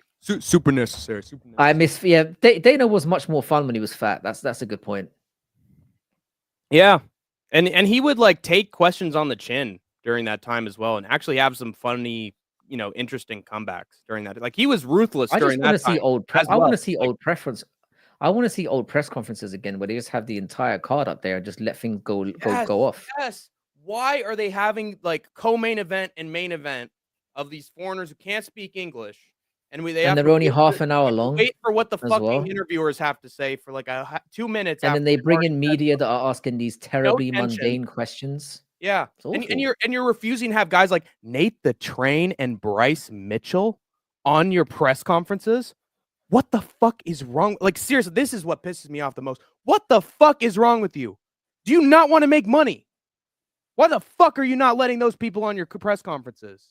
Who's stopping them? I think it's the sponsor. I think it's the sponsorships. I think it's where they're at now. They're making so much money from like ad revenue and sponsorships and stuff They like don't that care. that They just need the everything else takes LG a back money. seat. They have their And the money already. ESPN money as well. See, They don't need us anymore. This is the biggest problem for me, Frankie, is that we are in an age of Saudi Arabia pretty much sports washing every sport they can come into contact with because they know the oil's going to dry up. So they're investing in other sports so that they have a cleaner image when they get out the other side. But these companies, they're making billions from Saudi. Like whereas before Saudi Arabia, and I know it's been around since 2009, 2008 for the UFC. I get it, okay? But not to this extent that it's part like with the UFC and in other sports. Like you used to actually have to come up with good ideas to make money. You used to actually have to sell something in order to make money. Now all these big companies have their money already. And so like when they have the option of putting in the effort to make something good or just making something bad and rolling with it because you got the money, what do you think they're going to choose? They're going to choose less effort, more production, speedy delivery, McDonald's Happy Meal system. You know, It's that's bad. unfortunately the way it's going. Healthy competition can't do a thing about that. Well, I don't know. I mean, I don't think it would hurt. I think the hardcores that loved UFC for what it was, we're victims now of the UFC's mainstream success now, and the product we see it in Tough. Tough is fucking terrible now. It's very neutered. We don't get the same autism laced bullshit that we used to get and enjoy and used to love. It's fucked. Yeah, it's not down and dirty anymore, so we need to find it elsewhere. Yeah, and it just leads us back to the same argument. And that's in spots get behind Octagon. Get behind exactly. Get behind and guys, this might be the main theme of this stream. Is you guys, if you want to be YouTubers, MMA YouTubers, or if you want to like help out MMA YouTubers, tell them to go sponsor and make some picks and make some stories about promotions outside the UFC and make them big and let the alternative create some healthy competition. Like let's make MMA a real sport. Let's not just make it UFC's number one, everybody else is small potatoes. Let's make MMA news about everything MMA again. And it's never really been like that, to be honest. Ever since UFC's been around, like going back to maybe Pride or Strikeforce, like Bellator. Bellator was never really a threat. Strikeforce and Pride. That's the only time we've really had that level. And there's ONE FC, but one was relevant for 2 seconds, and then Chatri decided to throw his entire talent roster in jail, and now he's just bleeding money. And the hardcores love him, but we just don't have that. We don't have it, and we should. And even if it's not competing with the UFC, it's just good for the sport as a whole, and it's good for you, and it's good for MMA YouTubers too. So you want to make some money, kids? Aren't they awesome? Remember when half the fighters were sponsored by Dynamic Fastener? Yeah, and they used to actually have them on their trunks and have tattoos, like KSW has with their tattoos on fighters. I miss the wacky sponsors as well, like the condoms and all that shit, and that's just funny. the random ones that would come on. I miss it. And not only that, it would actually make the fighters money to have those as sponsorships. Like that and again, Fighting in the Age of Loneliness educated me on this. You used to have a like caste system of like a middle class of fighters who never got the belt, were never big contenders, but they won their fights in spectacular fashion. They got finishes, and they had sponsorships so that they could support themselves even when they're not getting booked as often. And now that's gone. Now there's really no way other than fucking degeneracy on Instagram and marketing shit on your tiny social media handles. So there is no middle class in fighting anymore. There's the elites, and then there's the thousands and thousands and thousands of other fighters in the UFC. No, I was impersonating Lucrative James. See, as I said, all these new MMA influencers. Rock and Roll Personality has a fucking hate boner for me in your chat. So very interesting. You might want to drink some water, eat some food, have that hate boner just start to go flaccid a little bit. Rock and Roll Personality, because it's becoming a problem, dude. Please let your right hand be free. Rock and Roll. Rising Card Live Fight Companion, December 31st. Me and No Chill MMA and probably StreamYard. So anyone, and that's including Frankie, can pop in and out. Did you hear about that, Frankie? I'm going to be there. I'm looking forward to that. Yeah. Me too. I'm gonna be putting all that up on all my socials as well. I'm looking forward to seeing those two collab together as well. That'd be sweet. Sure. They're two guys I watch a lot now as well. So I'm probably gonna come in on my phone, because I know that me and Skatesman are gonna be streaming Ryzen as well. Because there's some empty time in between some of these MMA shows, and I know Isha would probably flip his lid and have a fucking migraine upon hearing me say it, but it's true. Cerrone returning, says Anakin MMA. Is he really though? Fight Night Frankie. Like we heard the announcement. Yeah, he's back in the pool now. Really? Oh, he's re-entered the testing pool. Yeah. I read a news article about that this morning. That he's officially back in the testing pool. I mean, what's weird about that is like Dana's like, I don't want him to come back, and he's like, oh, he's back in the. So I'm assuming because contractually they still have to offer him shit. Mm-hmm. You know that they're probably going to give him the scariest matchup they possibly can, though. No, there's plenty of people they can match him up with. I mean, you've still got Nick Diaz knocking about. You've still got Tony Ferguson knocking about. There's fights they could put him in where it would be like, not cruel on either of them. But at the same time, they had the option to book Nick Diaz versus Tony Ferguson, and then what happened there? They didn't, and threw them against killers, complete killers. They have no rhyme or reason to their booking. They hate their veterans. That's just a fact, man. So I guarantee Cerrone's going to get a terrible matchup for him because UFC is just a full of a bunch of petty fucking ex-girlfriends. Hey, Dom. It's good to have Dom here. Masvidal will be back as well. 2025 will be a good one. Depends on how he's booked. Anakin MMA. Like, I don't want to see him versus Leon. It's going to be a shit fight where Edwards is just going to beat his ass. There's going to be nothing interesting about it. I hope they do it. Because at least there's something interesting. I mean, I hope they do Masvidal and Edwards. Because at least I think they need to have that resolved. I don't like that my boy got rolled up on in his own country and didn't get to respond. Right. I don't love that. So I'd like to see him get some revenge. But yeah, well, that's personal needs. That's a personal one. That's a personal one for me. I can understand why nobody else wants that. Right. If you're gonna have your veterans back, give them a win. Give them a win. Or put them against other veterans. Give them a win. Yeah, stop trying to exterminate them. This is like, think about it like wrestling. Hey, dude, somebody comes back. Holy shit, this guy's been gone after 20 years, gone from the sport, and we're gonna have him lose his first fight. Dude, this is literally what happened when Brock Lesnar came back after 8 years away from the sport to fight to take on John Cena, and then they had Cena beat him in his first match ever back. And then they had Triple H beat him too. It literally took him snapping the Undertaker streak for Brock to actually become a star again. They took away all his hype. It's weird when you can write a script and then you do that. It's more bizarre to me. It's unbelievable. When you can control the variables and you still fuck it up. And it shows just what a shit booker Vince McMahon was from the mid-2000s onwards. Dude doesn't have a mind for fucking booking. Only when he's literally forced to by the fans does he make good booking decisions. I hope he fucking rots. This is a fantastic stream, boys. I'm going live now because it's when I can. I demand everyone stay in this chat. This is an anti-raid order. And by the way, both Frankie and me like our streams. If you're liking what we're doing, subscribe to both our channels. We both make fantastic stuff here at Skate Tank MMA and in Fight Night Frankie. So we stream, we make good shit. As you can see, if you're still around, dude, we have a lot of takes regarding UFC and stuff outside the UFC. So hit us up, support us, like, notify, all that bullshit. Fucking subscribe, and can't wait to see you guys in another stream, man. But we're still going on. I got plenty of questions for old Frankie because this is a stream that needed to happen. It's a long time coming. So tried to book Diaz versus Luke. Fucking you dude. And seeing what Luke just did, that would have been brutal. How Themba Garimbo was. I said Luke was going to beat Themba Garimbo though. I've never really been too work. high on him, but Good work. yeah. Yo, you see GFL.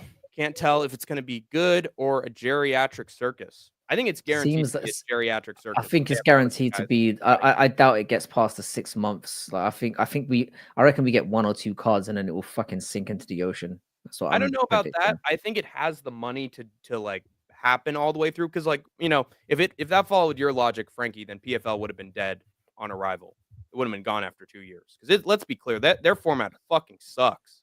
It's awful. It's And they're rotten. definitely not making money. Yeah, But it's PFL, still around the because blood's they're in the financed. water. And again, this is the era that we're in. People are financed. Mm. They don't have to worry about sinking or going under. With all the sports washing and everything. But no, with PFL, I mean, their fighters are starting to rebel against them. Certainly the ones who came over from Bellator, they're getting. You're seeing tweets come out every week. It seems like of a bit of a Bellator fighter coming out and saying they're not booking me. I'm not getting any note, or I'm getting booked and then I'm getting cancelled and then nothing. So there's a max exodus coming on in that company very soon, and it's a shame. Yeah, I think GFL lasts at least a year. And if it doesn't go well, then they're probably not going to do anything next year, or do it next year because they have the money, and then just be garbage. And Have they got a card booked yet? Because it all seems like they're going to announce chatter right now. Yes, they do have it booked. They have like the days that they're going to have the shows booked. They just don't have who's going to compete in them. They just have the talent pool.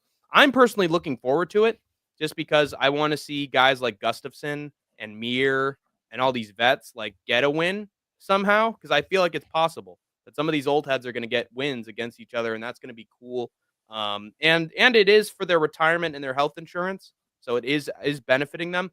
The double-edged sword, though, Frankie, is that in order to get treatment for your CTE and have a life after CTE, you have to get more. You've got to get more CTE. Yeah, to get it. yeah. There is some irony to that, but yeah, whatever. But the truth is, I hope it works. Yeah, I want more stuff to watch. Me too. I think it's. I don't want to be it's cynical about it. I think it's for a good cause. Like regardless of whether it. Let's not be completely like pessimistic or nihilistic about. Oh yeah, if it's boring, this is terrible. It should have never happened ever. Like I'm glad that anybody had an idea to have like a company that rewards vets and gives them a life after fighting. If UFC ain't gonna do it, if politicians aren't gonna do it, and they have in California, which is a plus, then we need the other fucking offshoots of the UFC to do it. So, however that comes, if it's through fighting, fuck it, and we got it through the civil suit or the Class action lawsuit. Their fighters from when was it? It's up to 2017, I think. Between like 2000s and 2017 are getting, their settlement offers. And a lot of that's probably going to go towards their health for hopefully decades to come. I hope so. And so we have our results there. But I think that every fighter's getting something like $200,000 each, is something like that, which isn't. There's not honestly, nothing, yeah, but that isn't too much at the same time. You need to buy a house for $1 million in America these days, so it's helping with expenses for sure. It ain't helping with completely changing your life. No. So again, that's why I think it's good that vets have this as an alternative, even if they do make their settlement money. Leon got rolled up on in Jamaica. Yeah, that made me laugh. Just letting everyone know I'm streaming later, 11 p.m. Wow, Whoa Black Betty's streaming. That's cool. I'm gonna tune into that. If that's real, I'm jumping over to that. Definitely. I've been waiting to see. Absolutely. Black Betty's the guy. They should do Masvidal versus Alex Morono, and honestly, I'm fine with it.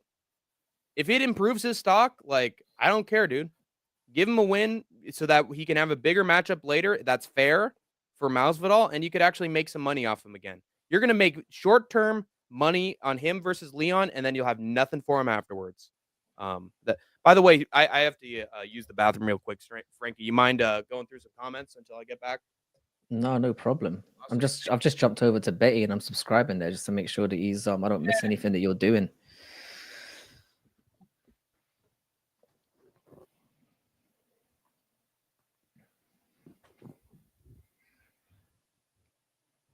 Let me try and check back on some of the comments here because I can't actually see them. I ain't gotta go make boom boom. Yeah, let me hang on a second, Betty. Let me pull yours up and drop that in here, because if you're even slightly telling the truth here, then this is something that we need to promote immediately. Hopefully that's the right one. But yeah, once again, boys, I've got to say I appreciate everyone turning up. It's nice going live again. This is kind of an impromptu thing that we did, and yeah, it's been fun. You're always welcome on here anytime, Black Betty. You're a fucking OG.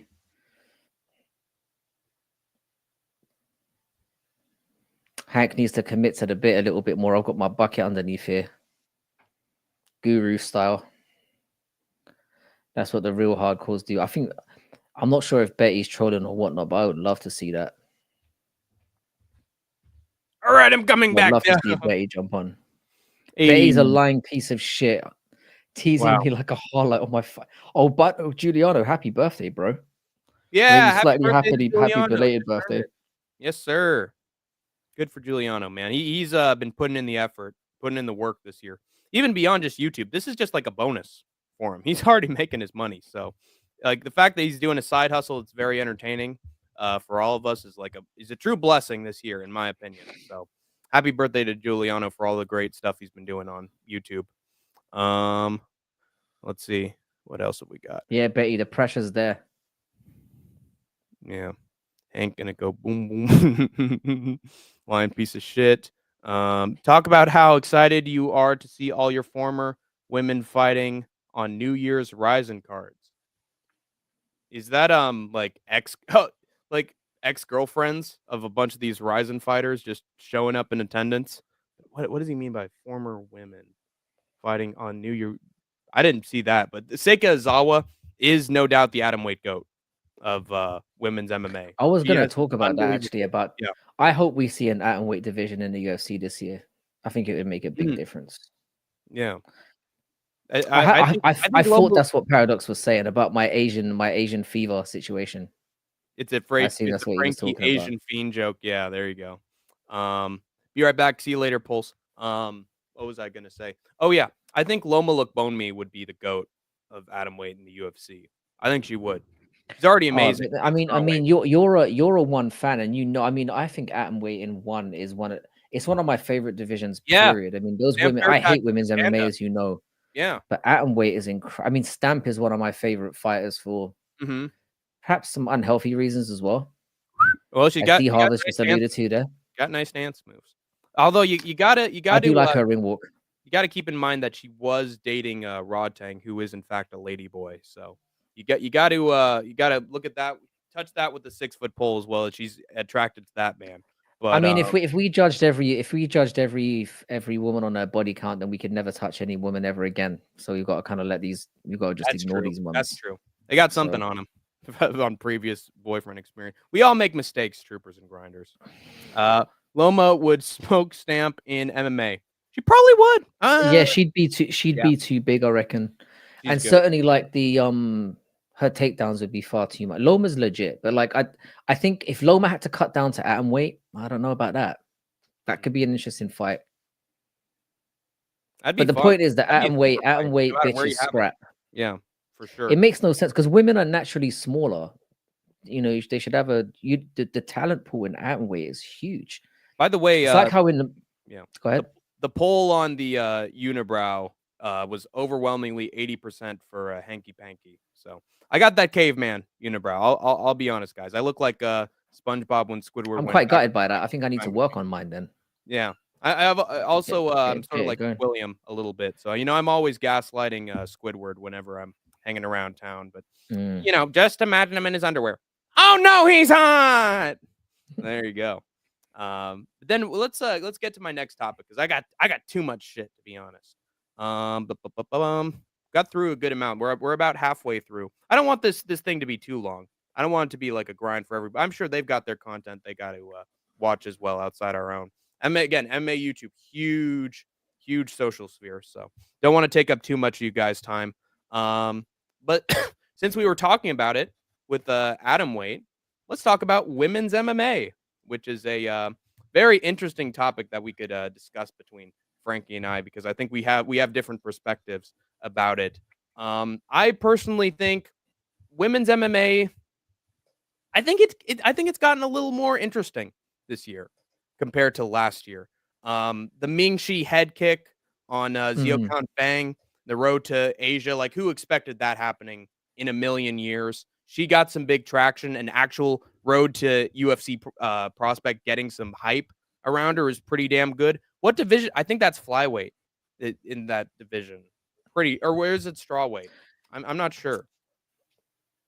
I Let think me it was look that up. strawweight because I mean I think they're both reasonably small women, so Yeah, she I'm is. assuming it was strawweight. Yeah, Ming Especially the Shi. doctor, the one who got the knockout. I think she's very Yes, small. she's a strawweight fighter, so that's only gonna add more cool shit to strawweight, which is basically like atom weight and strawweight in the Mhm. UFC. So she's gonna add a lot there. Lots of memes about her. She's awesome. Um, Pena beat Raquel Pennington, who was just boring as a wet fucking rag, and I don't care I how hate many. that fight Listen, happened. I don't care how many fucking videos MMA on Point makes about, oh man, she's been around forever, dude. She's a legend, a veteran.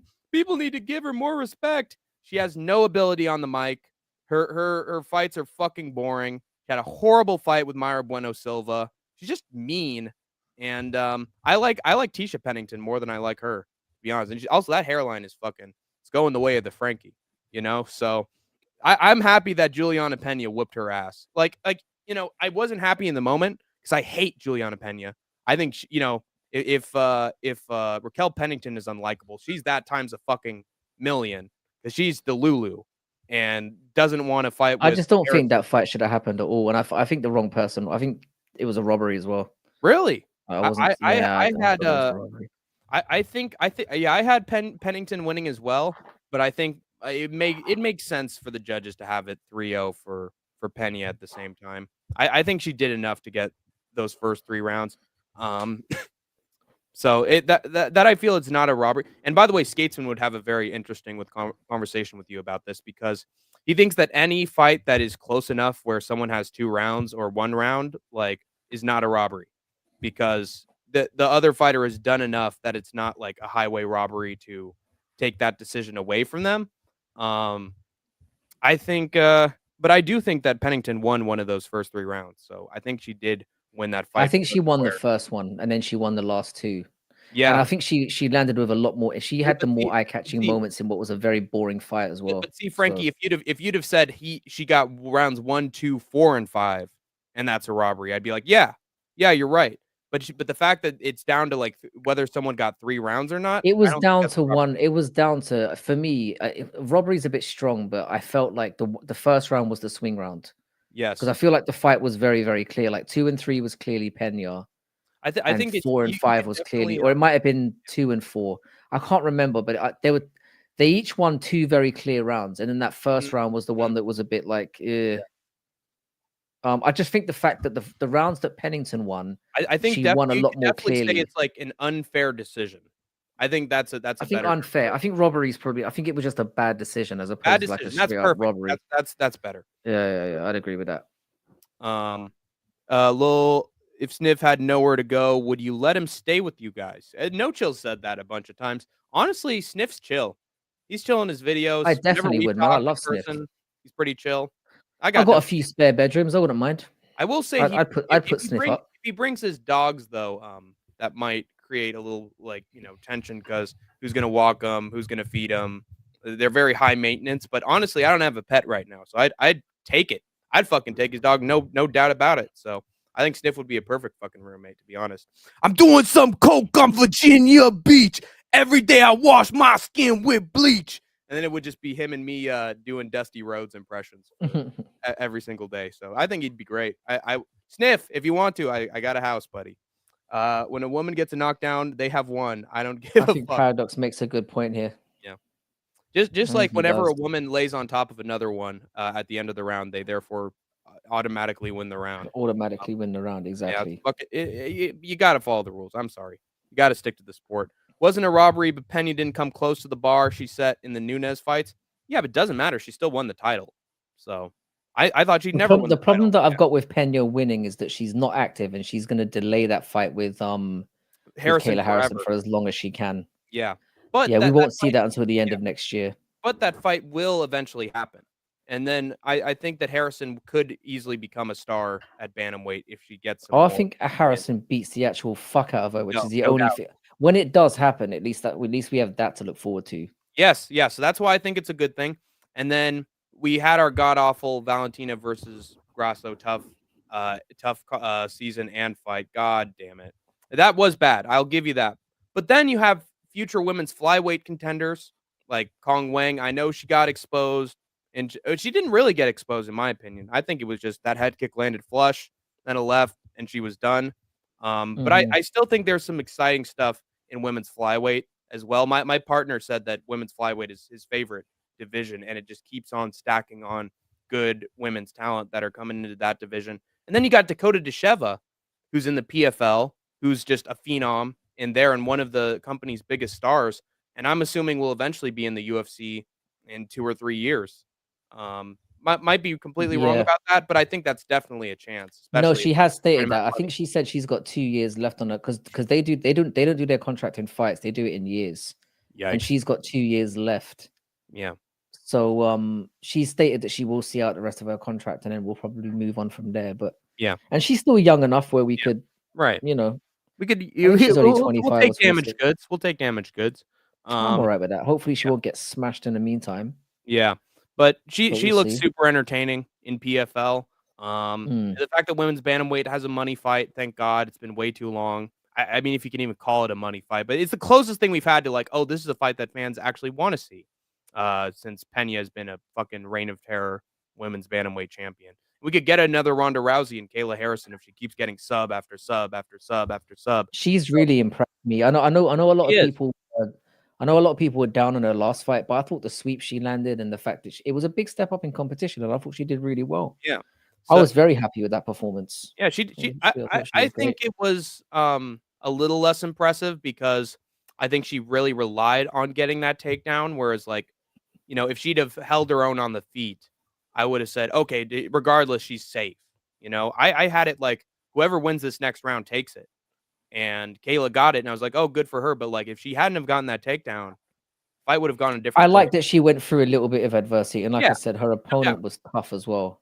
Yeah. Like she was no Oh, she beat it was a Caitlin big step Vera. up. That's huge. Yeah, for sure. Caitlin Vieira's a very good fighter. No Well, doubt. very good's maybe a stretch, but Just she's certainly a step up. just that Kayla needs to work on her stand up, just like Ronda had to work on her stand up for a while. Head movement, Ronda, head movement. But if she can get her stand up in order, like I think she would be a massive star. Wasn't a robbery, but Penny didn't come close to the bar. How great would it be if the UFC scheduled women's MMA on Wednesdays in the Apex? I would prefer. I've been calling for women's only cards, and then that's what should happen. They should put women's only, and then when they prove they are of the standard, then you send them over to To the you major send them over card. to where the actual main cards are happening. Right, so we can have those Zhang Wei Li versus Yan Jianan great fights. Absolutely fine. When you've proven yourself, in you come. But Right. until then, you get your own shit to prove yourself on. Yeah. But that leads me to my question, Frankie. Do you think that women's MMA is sort of improved compared to last year? Not really. Hmm. I mean, I think, In terms but of I think like prelims, like Apex cards, like I swear I've seen on every card like 2 women's fights that are absolute fucking shit that I have to wade through in order to get to a men's fight. like That's fucking good shit, too. 95% of women's MMA fights are dog shit. We just Yeah. have to call it for what it is. Yeah. They're awful. And I mean, it's a meme amongst it. And it's not just men being men, because like I said, when we've had really great female fights, we had it with Aldana last year when she had that scrap with it wasn't the last one she was in when she had that vagina on her face. It was the one before that. Where she had that scrap. And we had Shit. obviously Whaley and Joanna, the first one it's in my top 5 fights of all time. Amazing. Yeah. So Like, Frankie, so when they're good, we're right, willing to give them their right, good. props. Yeah.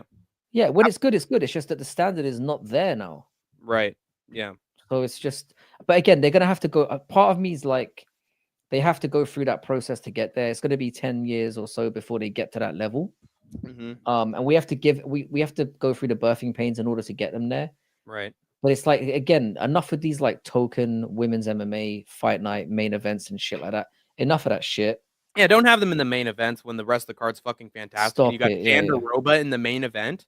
What the fuck? Now they're lucky that card ended up being fantastic. I actually have it as one of my favorite cards of the whole year with Korean. It was a surprise. I think that's what it was. It was one of those ones where it's like with UFC St. Louis. Like that was my favorite card of the year because I wasn't expecting much. Yeah. And it just turned out to be a banger from it. So when the expectations were low, but the turned out to be one of the ones that stood out to me. Perez, So I enjoyed it for that reason. If Perez versus Tyra had finish after finish after finish, this is one of the cards of the year. I would have said it, but unfortunately, the fight quality matched the quality on paper. Anthony Smith. By the way, rest in peace, Anthony Smith. You're gone, bozo. You're gone from ESPN, analyst, commentary, whatever. Just stick to fucking Michael whining about your career on the Believe You Me podcast because it's over, Buster. But oh god, I my anger for Smith was so apparent there that I forgot what I was. Well, what I was trying to say is that don't be surprised when the card quality matches how it looks on paper. Because when it does, it's absolute fucking shit. So I think that's going to be my approach next year. I'm just gonna have my expectations lowered. Yeah, and just right. Can you deal with Sniff doing calisthenics in your living room? I do calisthenics too. So again, he'd be perfect aside from the tools. Frankie and Hank. Here's what. Okay, well, I'm gonna do this in my best Giuliano impression. Hey, yo. Well, I mean, fucking Frankie and Hank. Here's what happens. Okay, Kayla Harrison fights for the belt. Then you could win by finding a semi-sleek commission. Well, I mean, fucking. Regardless, then Macy Chasson is the only real female bantamweight to watch. Up next after that, playing touch butt in the park. 10. There's a comment. It's a bit of Beavis and Butthead in there as well. Yeah. Dude, California sucks. Yeah, dog shit. Yeah, good old Jul. I am the great Giuliano. I need TP for my bunghole. By the way, shout out to Giuliano for what was it, a 40-hour stream he did recently? Fucking hell. The dude doesn't know what sleep is. He's just unbelievable. Yeah. Oh, I've toyed with the idea of doing something like that, but there's no way I'd be able to get through an hour and a half without my son running in and kicking the laptop over or whatever. Yeah.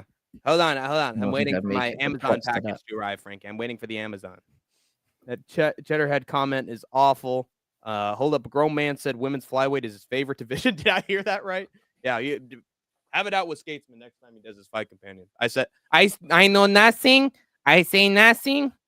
The next women's star is fighting on January 11th. The world will see soon. I don't even know who the fuck's fighting on January 11th. You mean in the UFC? Yeah. Yeah. Right. I think. Oh wait, is it like? Wasn't that Dern versus Rebos or something? Yeah, Dern versus Rebos. I think Booga's having a laugh right now. Yeah, it's between Dern and fucking Rebos. Both those women's stocks have fucking plummeted since in their last 4 fights. Ain't no way. There's Nestor Katy versus Cagliari, and there's Dudakova versus Fatima Klein as well. I don't know if you might be referring to one of those two. Probably not. Katy and Cagliari. If Dudakova could fight as good as she looks, she'd be a superstar because that woman is very good looking, but unfortunately she's not very good. Tima Klein lost her last fight. Like, no, these are all damaged goods. God damn it. Giuliano trying. Yeah, we don't have a lot of hope. Doesn't make that fan fiction more convincing. Betty, fight me, bro. Fucking. I want that address. I'm 6'11", 350, solid muscle. Word. Giuliano, I'm sorry, Giuliano, and I like you, and you're a good, great friend of mine, but you are a string bean, and you are like 6'2". You're 1 inch taller than me. Honestly, that was a decent impression. I didn't want it to be, but then Hank went spastic and didn't read my comment. Oops. Word, Giuliano. Betty, fight me, bro. I want that address. Yeah. And I think I got to move on to the next topic because now I'm just being stupid. And Skatesman would lash me with a whip if he saw me doing what I was doing right now. Next big topic for Fight Night, Frankie.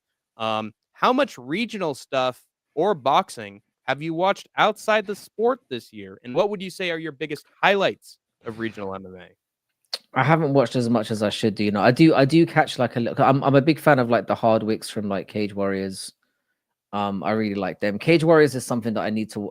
I'm like that's a big thing that I need to do this year. I need to go to more lives and like Yeah. because Cage Warriors they show a lot here, and I need to go and see them more. Um, I quite like Octagon as well. So like I'm looking forward to the card they've got next week.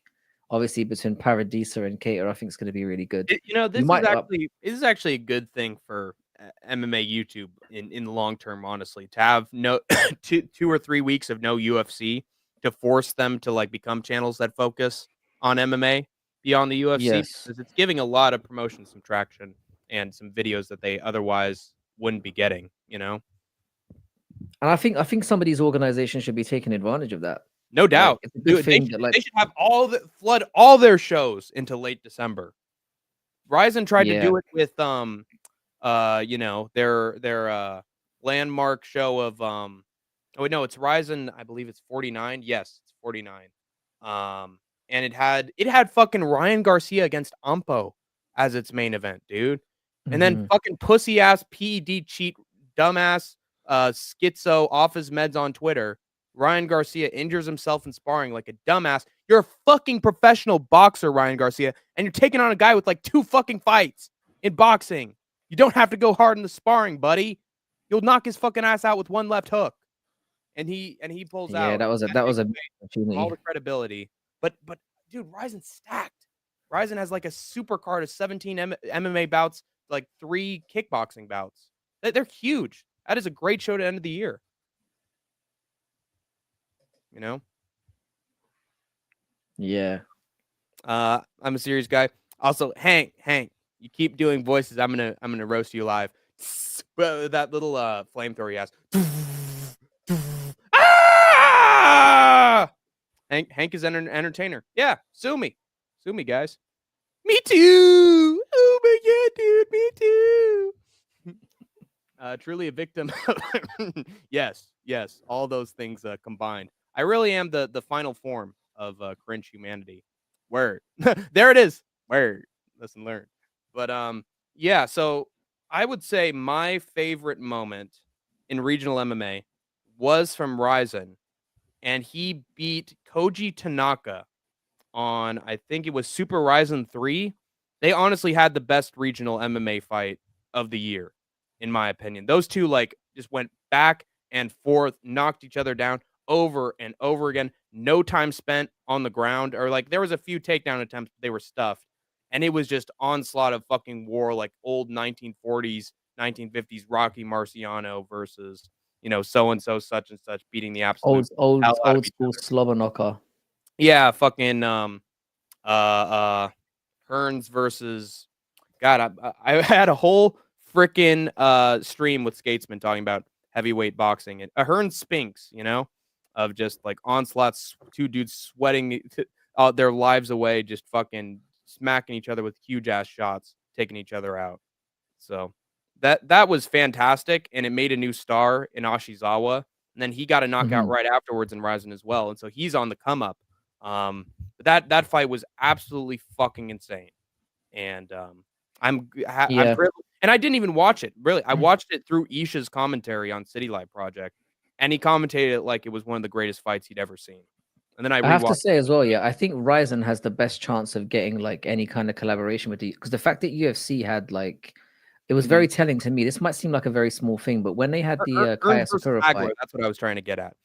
What, yeah, what were no, you? when they had the Kaya Sakura fight and they were showing his highlights, his Ryzen highlights, I was Mhm. thinking this is something that we don't usually see. We don't usually see highlights from other big organizations, so it could be an opportunity that they might be willing to look into because I know they obviously don't see Ryzen as a threat, but it could be an indication of things going forward because they've got some great talent over in Ryzen. So Mhm. that would be potentially something to look forward to. So Also, one of keep an eye my on. highlights of regional MMA was a guy by the name of Wahed Najand from Afghanistan, who's, I believe his name is like Stone Wizard or something. Let me check that. Najand Wahed Najand. the Stone Eater. He's the Stone Eater, 9-2 in Octagon. And I was in Isha's chat as well. Like, again, a lot of my great regional stories come from me watching Isha, watching stuff. And I see like 400 people enter Isha's chat, like at the start of the show, asking when is Wahed Najand going to fight on this card. And it was one of the most fun moments I've ever had watching regional MMA, because I was like chatting it up with certain Afghan people in the chat who spoke English. A lot of them were super cool. Obviously, there were some bots who were just wanting the link, but there was a lot of guys who were just, we love our boy Najand. He's one of the few guys who's really good at MMA, showing up in global promotions. We want him to win. And so, like, there was all this hype, all this buildup for this Stone Eater, random ass Wahed Najand. And he shows up and like, we're playing along with the joke. We're treating him like an absolute god. He's going to be in the UFC and he's going to win the Bantamweight Championship. Trust. And then he has an amazing fight with his opponent, who's like, you know, a vet, who's actually a tough challenge. And he literally pulled a Taito Ivasa where he pretended like he was hurt to the stomach, and then bam, hit him with a right hand, and then like barely edged out the win. And it was like one of the best regional fights I've ever seen, just because of like the stakes of it. And it's like, there's just stuff like that that's like outside the UFC that like people outside the US care so much about it. And like when you go in these regional MMA live chats, it's so cool to interact with people from all over the world that are just pouring their love and support into MMA outside the UFC. Yeah. So I keep that up. I watched Najand twice in his streams, and they were both entertaining. They were both amazing. If you got a link for it, send it to me. I'd like to check that out as well. I will absolutely send that to you. Fight Night Frankie.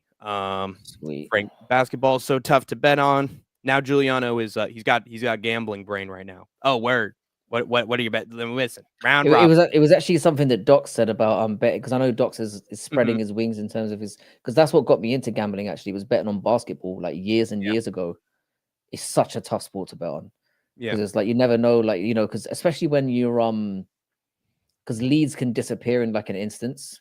You know, this is a great point from Paradox to Chad too. Just bet every underdog with no research whatsoever. I don't know if that's going to work out, honestly, but hey, when it hits, it hits. You know, bet in small amounts. But yeah, I will absolutely send you that. I missed out on. I was going to make a bet on the chat because I don't want to forget it. I want to send this to you. Yeah, no, it's out because like speaking with the bet, I was going to put a bet on the soccer this morning, and I didn't, and it ended up like coming. So I'm a bit annoyed at myself, but like I don't know, like.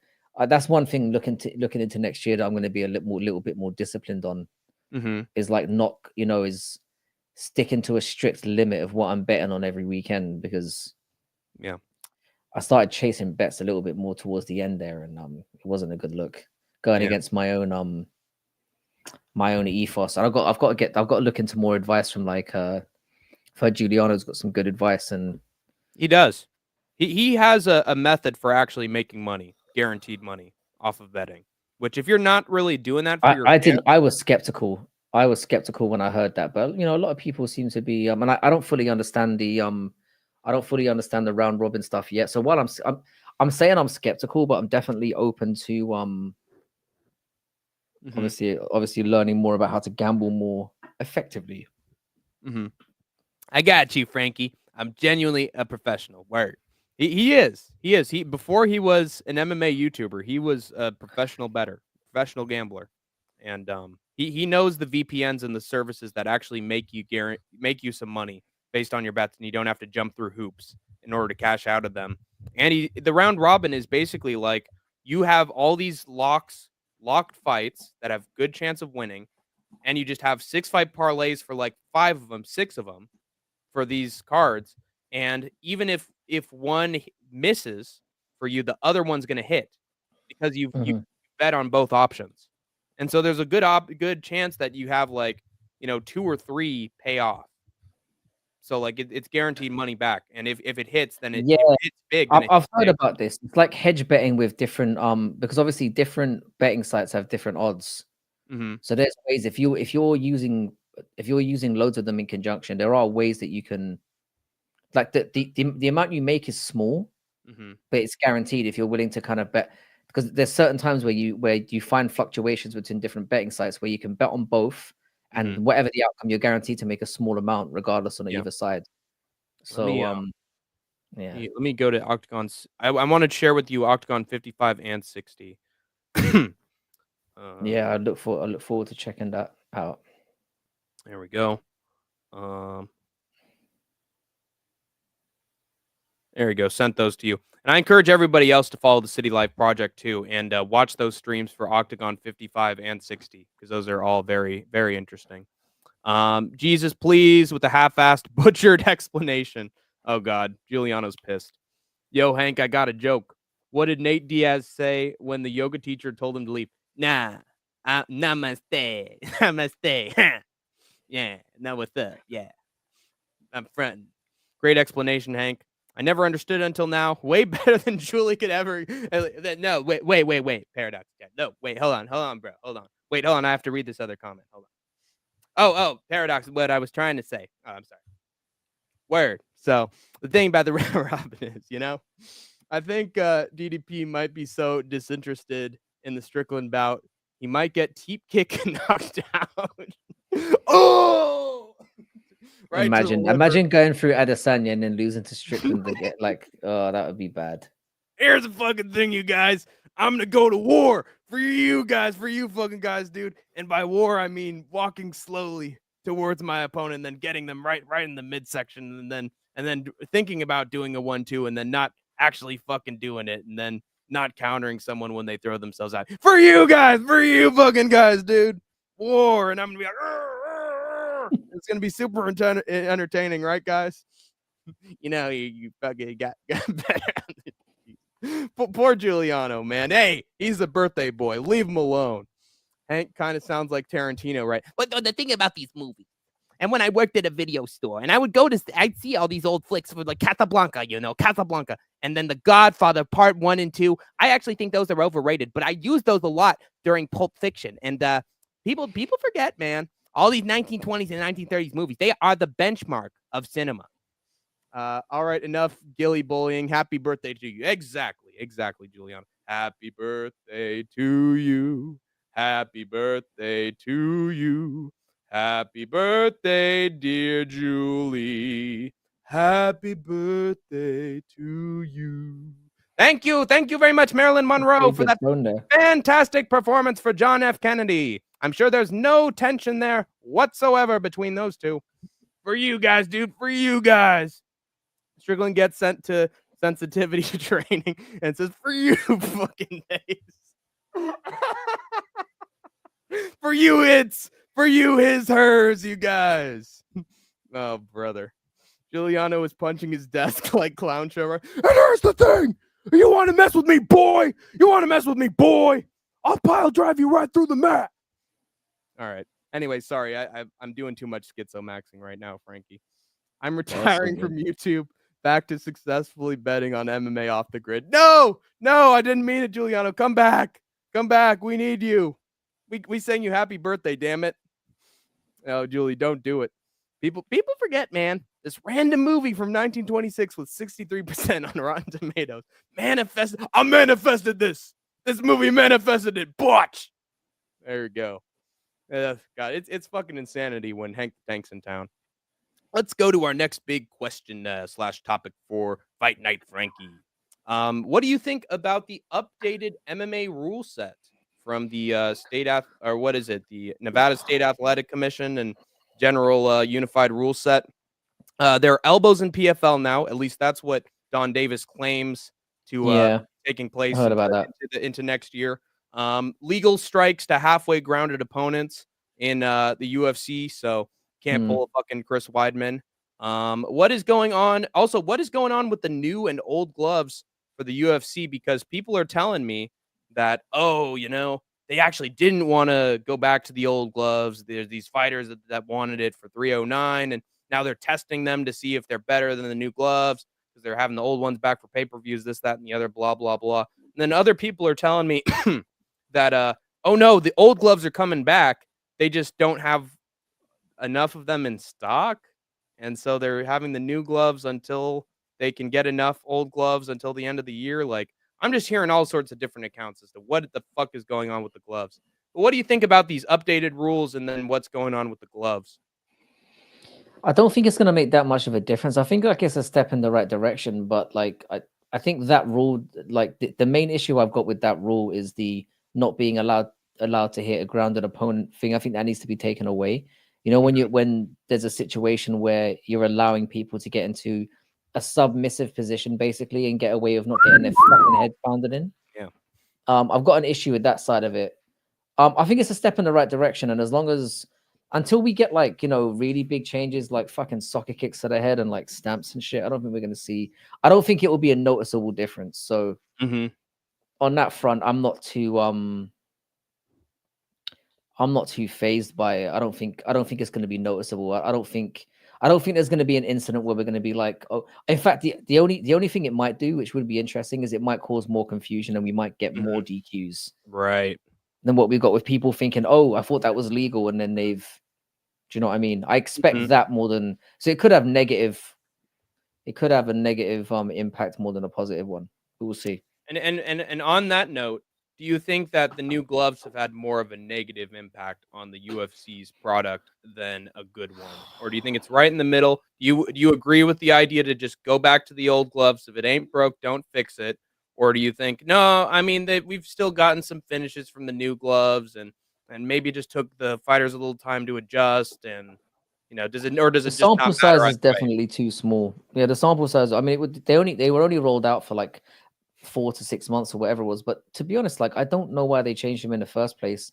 And like the new gloves that they've got, it's not like if they completely blanketed out the problem that they were targeting to begin with, I don't understand why they ever thought that it was going to stop eye poking. That was always bizarre to me. Yeah, it's like you can still poke. It's like I don't get it. Angle. Like, yeah, it's very strange. So like, I assume it was just an attempt to get them to That's another what Tyler's saying here is very interesting. I think the fact that John Jones asked for it and then got it, I think was very. It's stop sucking that guy's ball sack. It's fucked up. Pathetic. Yeah. He has enough advantages already. Yeah, you might as well give John Jones a fucking share of the company at this point. So you glaze him every fucking week. Be surprised. Might as well make him a CEO like Rico Verhoeven if you want to suck his dick that much. And trust me, that thing is the testosterone of a castrated male, so you're not going to get much. Who's going to carry the boats? Bay Indians for bought it up. Do not redeem, sir. Not going to lie, I don't think it matters. I'm with Senshi. I don't think it matters that much. I really don't. I can't imagine there's. I think it's more of a coincidence than anything else. I don't think we have enough of a sample size to know, and I don't think it matters all that much. I just think it was a marketing thing. You know, you get more people to buy the new gloves. It's another reason to tune in, see what happens. I don't know, but yeah. Nah, my desk is intact, but Hank, you're now my bitch. Just wrote it down on my list of topics. No, please, Giuliano, not in your open stream that goes 12 hours. There's gonna be like 30 seconds somewhere in there where he's gonna talk about me and I won't know about it. That's gonna suck, man. That's gonna hurt. But I mean, Giuliano, I don't mean anything ill towards you when I'm doing impressions and stuff, Giuliano, because you know that I like you, Giuliano. I wouldn't be in your chat for like hours and fucking hours when I could be making live streams and making content if I didn't really like your content and respect you. And I'm sorry if my impressions or my jokes are getting on your nerves, man. I'm just doing it all in good jest. I do it for everybody. I did it for Frankie for like a short period. You know what? The thing about women, they're not submissive anymore. They need to be more we need to have them making our sandwiches in the kitchen. About women, yeah. So anyway, about my family. Yeah. So I'm a fucking bastard to everybody, Giuliano. Bro. Hank. I'm joking. No, chill with the apologies. Jeez. I'm sorry, okay? And this is honestly my Achilles heel, Frankie, is I can't tell between what's personal and what's online when I'm, a streamer. And I got all sorts of different people and influencers and streamers doing their own thing around me. Like, I don't know which, statements from people to take seriously and which ones to just play off as jokes. And I feel like that's the problem for a lot of people on the internet. I take things too seriously, man. Sometimes I've been caught out being a bit naive as well from time to time, but it's all part. Well, it's all in good jest. As long as you don't take things too seriously, I think it doesn't matter that much. It's all good. Yeah. Well, you got to understand, and Giuliani says that's a bad problem to have, bruv. I agree. It has gotten me in trouble, but I hope that people know that it comes from a place of care more than anything else. And No, you're people have authentic. I said don't about think me people more can than take that anything is away from you. I wear my heart on my sleeve, for Mm-mm. better or worse. It's who I am. I'm gonna be passionate about things and people. So, if I'm sensitive towards something I shouldn't be sensitive about, that could be negative, but I'm glad that I still have my sense of care and my values and my principles, and I'm never gonna give up on those. What did you think of Clowncha having a panic attack on stream because of you? Good. I hope he suffers more of them like fucking Tony Soprano over 6 seasons. That guy's a fucking hack. Anyway, so maybe you concluding statement on updated rule sets in the gloves. I hope personally that they have the old gloves just back for the UFC, because if there's even a fucking minutia of a chance that the gloves are limiting knockouts, fuck them. I don't want them. Like, especially in a day and age where we're having higher and higher of prestige of competition, having closer and closer of fights, we need some knockouts every once in a while on a UFC show, or else people are going to tune out, dude. Like first like 3 or 4 shows after the new gloves were introduced were a living hell. I don't care if the new gloves had an impact on it or not. Those were some of the most boring MMA shows of the fucking year. So I don't want to even have a chance that the new gloves are just like the old ones, and that they or a chance that the new gloves mess up finishes that would have that fights that would have otherwise resulted in finishes. Bring back the old gloves. I don't give a shit if Weidman gets an eye poke knockout once in the year. John Jones is going to be gone. Weidman's going to be gone. The eye poking, cheat, evil, fucking rancid, morally rotten bastards are going to be gone from the sport eventually. And maybe some new eye pokers will take their place. But I'm telling you, the old era of the UFC was way more fucking dirty than it is now. Unless you have Daniel Marcos kicking that Chinese guy in the balls over and over again. But that they were having a kick each other in the nuts competition during that. Someone had it coming. But Yeah, I just feel like it's not going to change much, man. I just say bring him back. If it ain't broke, don't fix it, and just less of a chance that the cards end up sucking. I'm sorry, I'm no, paranoid. the biggest for a problem while. thing right now is they're not consistent with the punishments being doled out as well. And I think that has to be something that has to change. I think they need to implement instant replay a little bit more when they're serious. Like, a fight needs to be halted, and they need to be very clear about when you do this, you get a point taken. When this happens, you get the position back.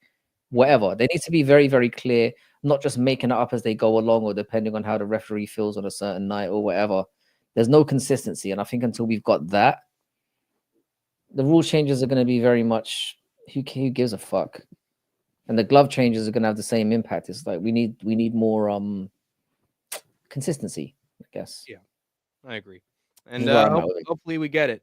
But I was a new gloves conspiracy nut, and I'm less of one now, but I'm still gonna have that little bit of distrust in there. Yeah, Chandler should have had a minimum of 2 points taken. I like the Paradox take on that one. There should have been 2 10-8 rounds in there. Dirty cheater. Filthy, yeah. Filthy. It's Frank. like with with the Leon and Usman fight when they fought the third time or whatever. Mm-hmm. There's so many people that run the narrative of, oh, like Leon was literally Usman cheated 4 times before. Yeah. Leon cheated back. Honestly, instantly welterweight contenders are just cheaters in general. They're such pussies compared to middleweights and lightweights, man. I don't know. It happens for welterweight way more often, in my opinion, though. They're just at a height where they're not like scary in terms of their power. And most of them these days, including GSP. GSP was the welterweight GOAT, and he was having fucking boring decisions with plenty of folks. Welterweight's like we're gonna go back and forth. I don't know about you, but I haven't seen that many point docs recently as well. Like in the last year, I feel like we've seen them a handful of times where we've seen points docs. Yeah. Doesn't happen that often now. Yeah, it literally has to be. It's not like cheating's gone down after like 4 fucking nut shots with fucking Manel Cap and Bruno Silva. I've seen Korean Superboy have a point taken away because of a headbutt he didn't land. So no, I mean the Manel Cap one was a good. Did he get point docked in the end? He did. After like 3 times he got kicked in the balls. Yeah, that's mad. I mean, that pretty much, crazy. I don't know. I heard he spent the first couple of hours next stream after one I was on trying to figure out whether I had the psychological edge on. Let me you wonder. Let me wonder if Giuliano had the edge on me. Let me tell you, I'm going to beat the boy. If you're trying to figure out that for longer than 12 seconds, he probably got the edge on you, Clown. Clown's an amateur, man. Clown just likes to do funny voices of MMA YouTubers. He's more pathetic than anything else. So having the edge on him is like me having the picks edge on Sean Moody. It's the bare minimum. They should actually take points for fouls. Wow, who would have thunk it, right, Frankie?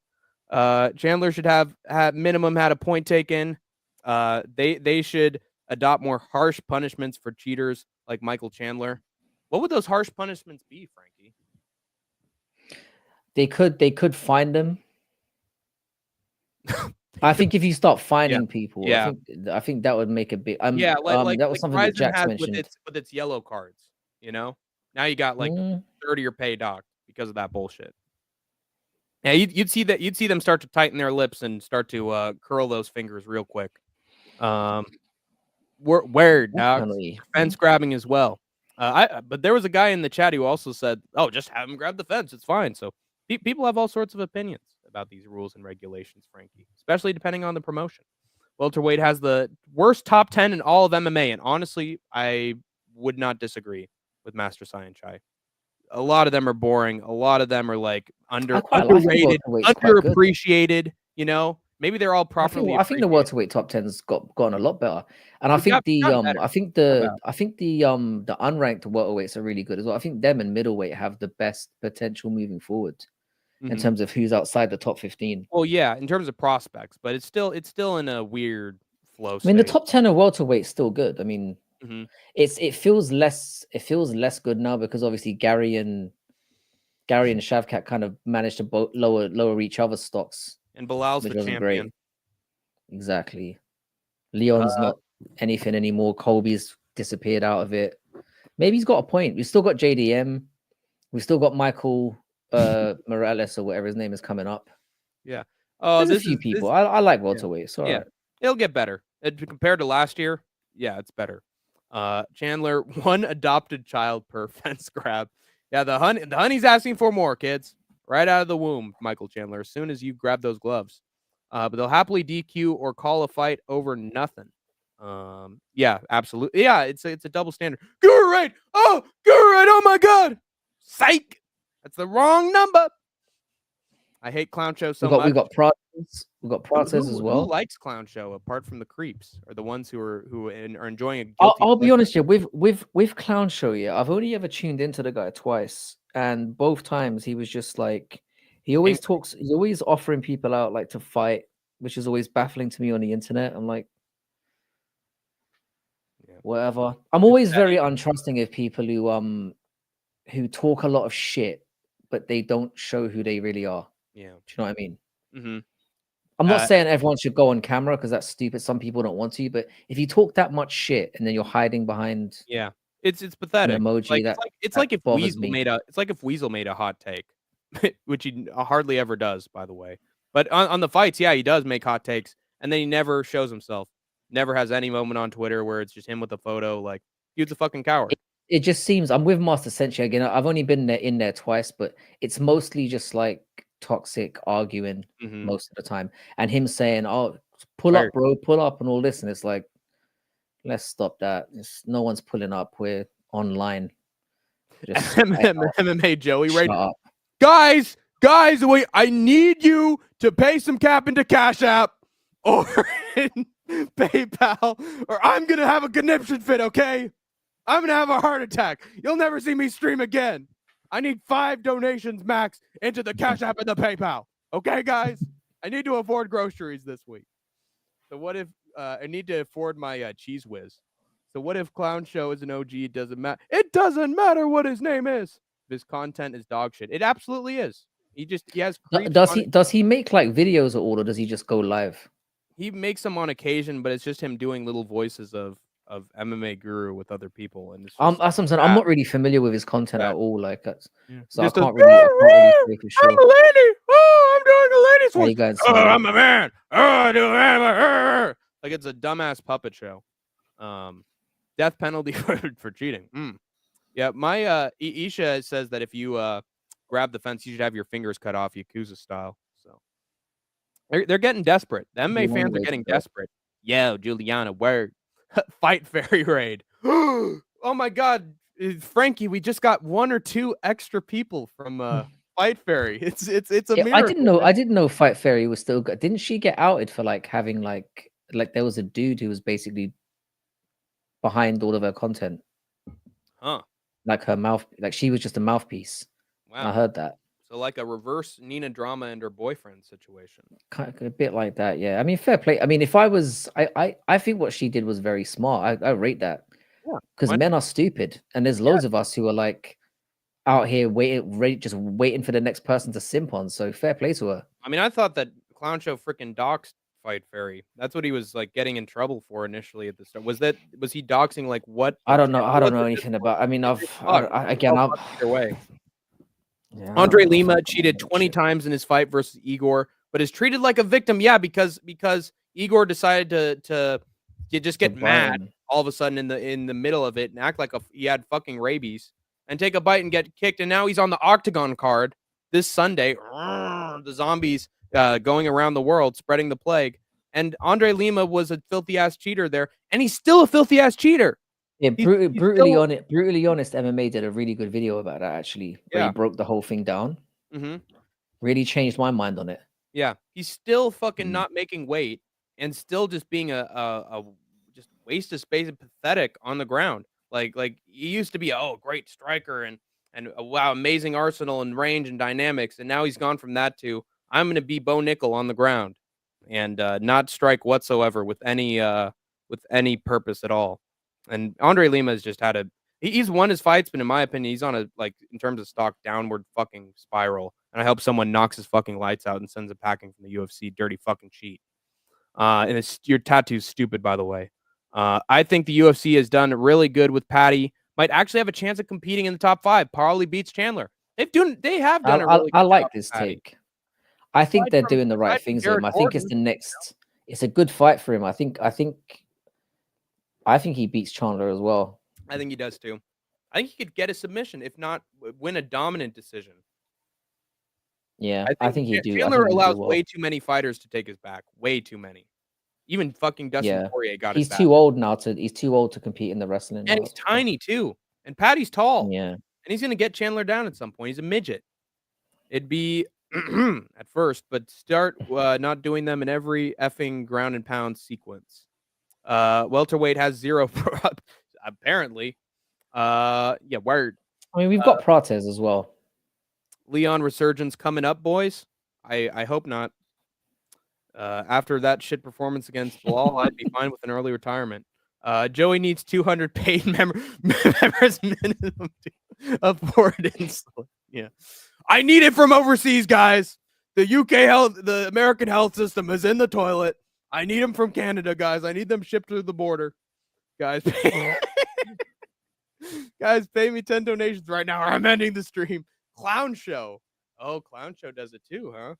Maybe Clown Show is actually MMA Joey's alter ego. Who knows? He revealed that would be a turn up. He revealed tearfully on stream. Ah, what a little bitch.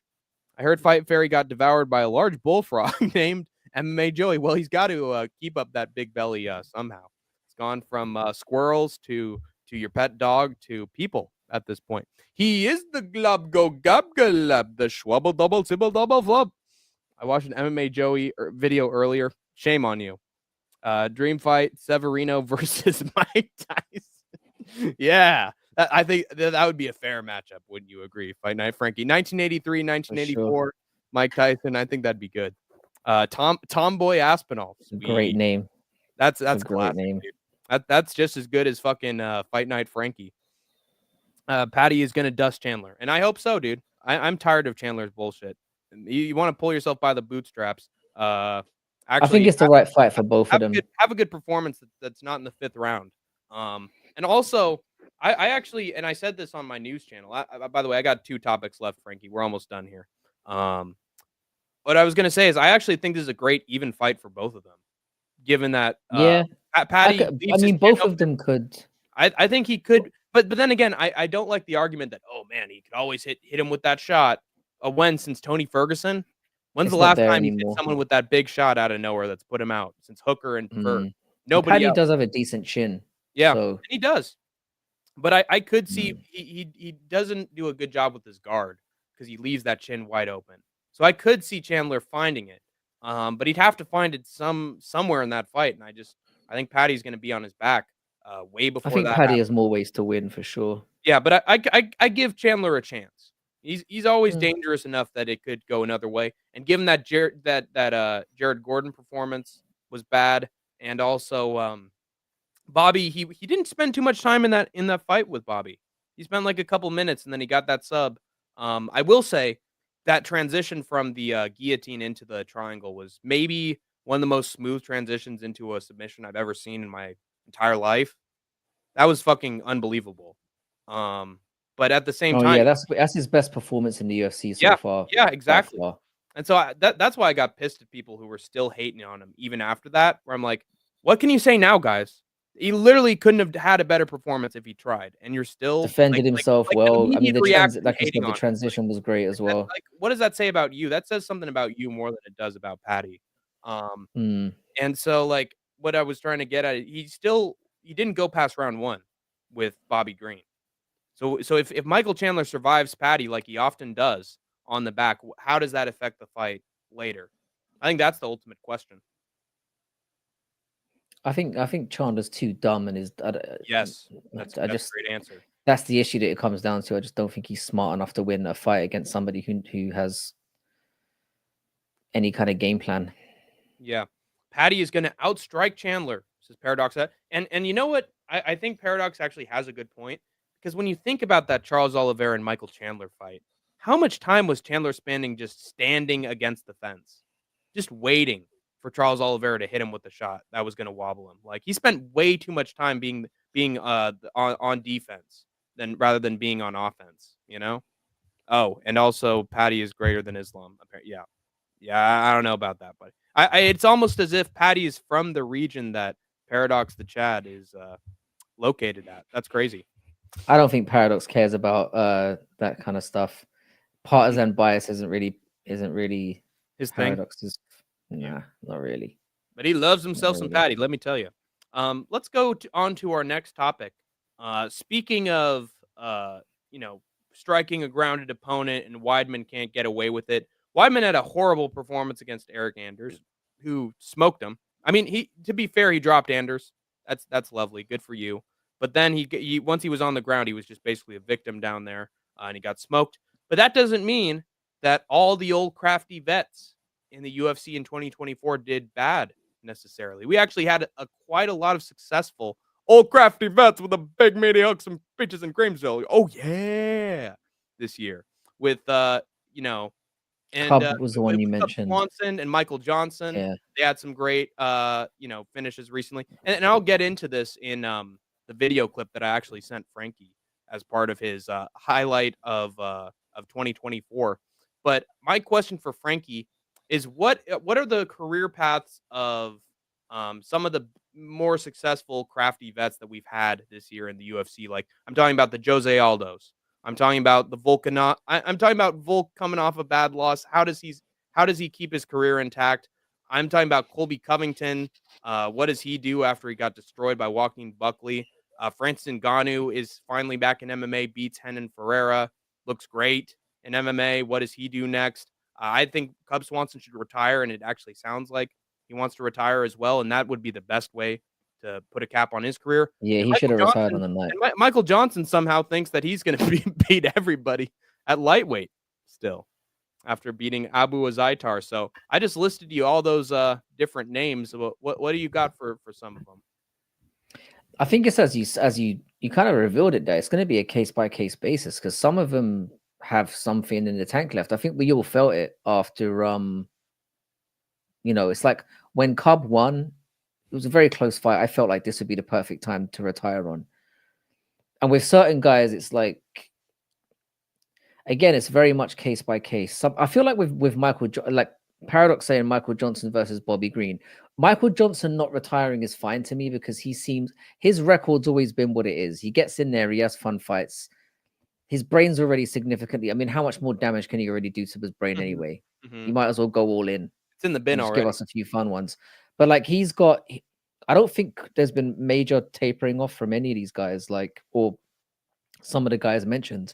Look When at we're the talking drifting about the off likes of of Cub in here, dude. Tony, No, I can win more money off Cub yet. Come on. Swanson versus Choi too. Please, dude, are we seriously pretending that that would even be a competitive fight with how Choi made Nate the yeah, Train Choi look looked great. the last fight? He'd be literally murdered by Duho Choi at He's this stage. definitely leveled up.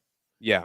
I think Swanson does need to retire. I think it would be just like Matt Brown when he got that knockout of Court McGee, and people are like, "Oh, he still got it. Oh, he retired. Oh man." But now Matt Brown is still No, doing it's the right interviews move. and still like an They should just do, influential if they're gonna make force. veterans fight, just do veterans versus veterans. They need to stop sacrificing these legends to like younger up just to put their names on their resumes. I think they need to stop doing that. Mhm. And I'm with again, it's very much a case to case basis. It's like some of these dudes need to go now. But I think with somebody like Johnson, Kaba would go because he's had a long enough career, and you can see he's going to end up getting chinned sooner or later if he hangs around. Whereas if Johnson, if he gets chinned, it's like, well, he's been chinned a bunch of He'll be times, and it's back against like, Darius who Flowers. cares? Yeah, Do you know what I mean? It's yeah. like, He'll be back so against it Jake depends, Hadley case or by case. whatever. Yeah, But just do veterans versus veterans. That's what I would do. I I would just agree. have it like Yeah. Now I where actually they both got a realistic I chance. had a potential fight booked for Michael Johnson. I'm wondering what you think of it because on if you like hear it on first glance, you might be like, "Why the hell would you make that matchup?" But then, like in terms of like what he actually wants from his career, I think it would make sense. I would have Michael Johnson against Terrence McKinney because I if would pick Michael Johnson in that fight as well. you I'm not even actually kidding. want to prove that you belong among the upper echelon of lightweights, here's a guy where if he doesn't beat you in the first 30 seconds, you could destroy him. You could actually chin Terrence McKinney. He can get chinned. But the question Mm. is, can you survive those guys who would hit you with an overhead right and knock you the fuck out? Like, Emmett does it, and then Ferreira does it. Can you survive a Terrence McKinney onslaught in the first round? To prove that your chin can still hold up against these power punchers. Because if he wants to be in the lightweight top 15, he has to prove that he can survive the powerful guys. And so I think that's a very winnable fight for Michael Johnson, but also a good test of like, is he improved enough that he can actually Well, hang? I don't hate it because they're both kind of irrelevant, Yeah, it's and it winnable would for be both too. fun, Because like and it would be fun. Terrence McKinney knows the blueprint to beat him. If he gets that overhand right, he will put him out. But can he do it? Can he, in his negative fight IQ state of mind right now, can he do it? I mean, I don't think it's a fight that anyone would stick their nose up necessarily at. It's just Mm. sort of they're both not. I mean, Johnson's never going to amount to anything now. He's too old to do. But Yeah, you can put him in fun fights, and it's the same thing. I McKinney's like on him that versus weird. Green. I do like him versus Green. Now that I think about it, Yeah, him and Green makes a lot of sense. That fight, I think, is it'd be very back and forth, and I think both guys could actually chin each other as well. Maybe they're not both Bobby at a Green. very similar stage of their career. They're both vets. They're I mean, both at a very can't you see similar Michael age. Johnson? Can't you see Michael Johnson just having an unorthodox right hook that just puts out Bobby just like that? I could see both of them. I mean, I would probably edge Bobby Green in that matchup just because he's less long in the tooth. But Yeah, and see you can make an that's why I argument for would both put him guys. versus McKinney because I feel like just like Jim Miller, Bobby Green would just beat the fuck out of him for 3 whole rounds, perhaps. I'm amazed that McKinney's still around though. He's had some bad losses. I Yeah, feel so like that's why I he's think it works because it's winnable for both, and that's what you want with your fighters. You want something that's like, wow, both these guys could have a very impressive, bonus-worthy performance and still add stock, regardless of who wins. it's not terrible. It's Yeah. not terrible. And it's Yeah. not too far up the rankings too, so it's like, he's earned a jump up, but not like anything crazy, you know? But then again, he does wanna be at the top of lightweight, so you do have to sorta give him a jump up if that's what he Mm. wants. Swanson versus Sean Woodson, he'd get fucking massacred by Sean Woodson. Michael Johnson versus Zell Huber. He actually has a chance in that one. I will say, if Rebovich can beat the shit out of Zell Huber and make that a hell of a fight, Oh, I think Rebovich is sneaky good though. I think he's Zelhuber would super beat sneaky Michael good. Johnson up. I always had faith in Uh, Esteban Rebovich ever since he got into the UFC. yeah, he's looked great. Yeah, what a hell of a fight that. And I know you were on the that podcast with a million people on that live stream award show, and you had to probably talk about that a million times. But I enjoyed that it. was a Yeah, great it's fight. good. Demir versus McKinney in Saudi. Is that already booked? I think Demir would just fucking kill McKinney. I don't really like that matchup, to be honest. Green versus Hoofy or Benoit Saint Denis. I'd say Green versus Benoit Saint Denis would be fascinating. I think that would be all right because Benoit's stock has fallen a lot.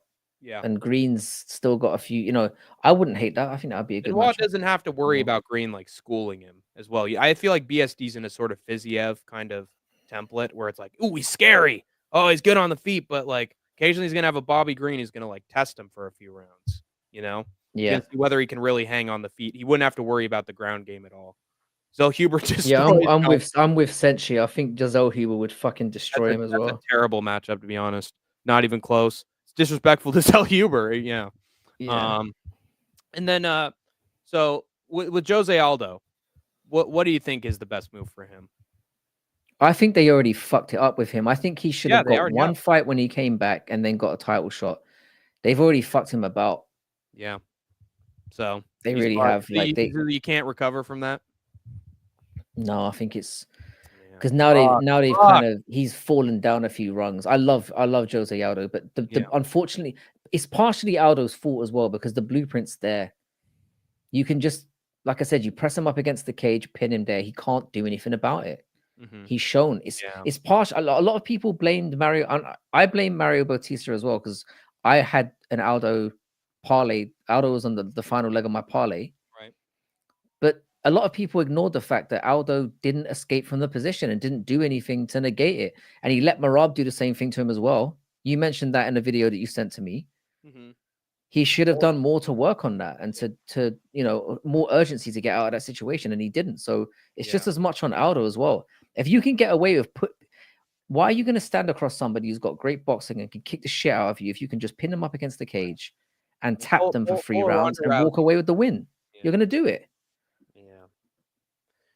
I don't blame Bautista for that. I blame Aldo just as much for it, if not more. Maybe Aldo should just go back to shootout boxing and get some more wins. They need to pair Aldo up more favorably. Yeah, put him against Cruz. More respectfully. Put him against Cruz. Cruz would be great, and they both retire on that. Yeah, or him versus Song Yadong. He would try to make it a fight. At least he wouldn't be. Yeah, I wouldn't mind. I wouldn't hate that. That would be a good fight as well. Yeah. So I don't know, man. I feel like a lot of people already thought Aldo won against Bautista. So reward Aldo for being the guy who wants a fight. Don't reward Bautista for getting it done in the most pathetic way humanly possible. Like, that's my opinion. But these UFC matchmakers are on fucking Fent, so they'll book whatever. And then Ngannou, that'll be my last question because Colby and Volk, they're on their own path. Fuck them, they're done. But I do love Volk, and I'm still sad about it. I love Volk as well. But what do you see Ngannou doing? Because he recently said, "Oh, I want to have the Fury rematch." I personally don't want that because Fury versus Josh was right there to make. And honestly, I think even if Ngannou did well, the judges would just screw him out of a win, regardless. So maybe not so now because if have him against Wilder, someone where you're gonna see a knockout either way, or keep him in PFL and feed him guys in outside promotions like Rico Verhoeven and Phil DeFree. Yeah, I think PFL needs to do a better job of getting fights for him because there are some featherweights out there, or not featherweights. Sorry, there are some heavyweights out there you could lure into, maybe, especially from other organizations. You could do it. Yeah, it's more on them. I don't want to see him box anymore. I mean, the Joshua thing was horrendous. Yeah, Joshua destroyed him. I don't want to see him get hurt like that again. I feel like the Fury thing was not I think like Fury just literally didn't train and just thought, I'll beat this fucker up because he's not a boxer and I'll have no problem. And yeah, and we saw what happened when he rematched Usyk. He started to take that shit seriously and made adjustments. So I could see Fury knocking. He wouldn't be competitive. Yeah, Sandhagen make it. Yeah, Sandhagen.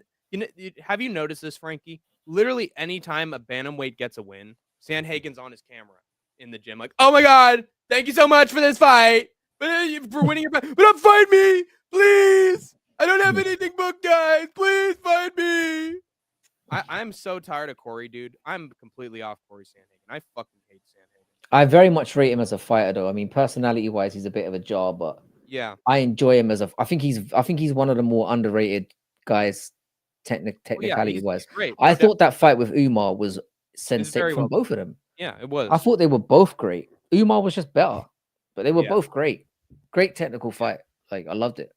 But my just advice to Corey is just stop asking for fights with literally every single person at bantamweight. He might I as mean, well at this point.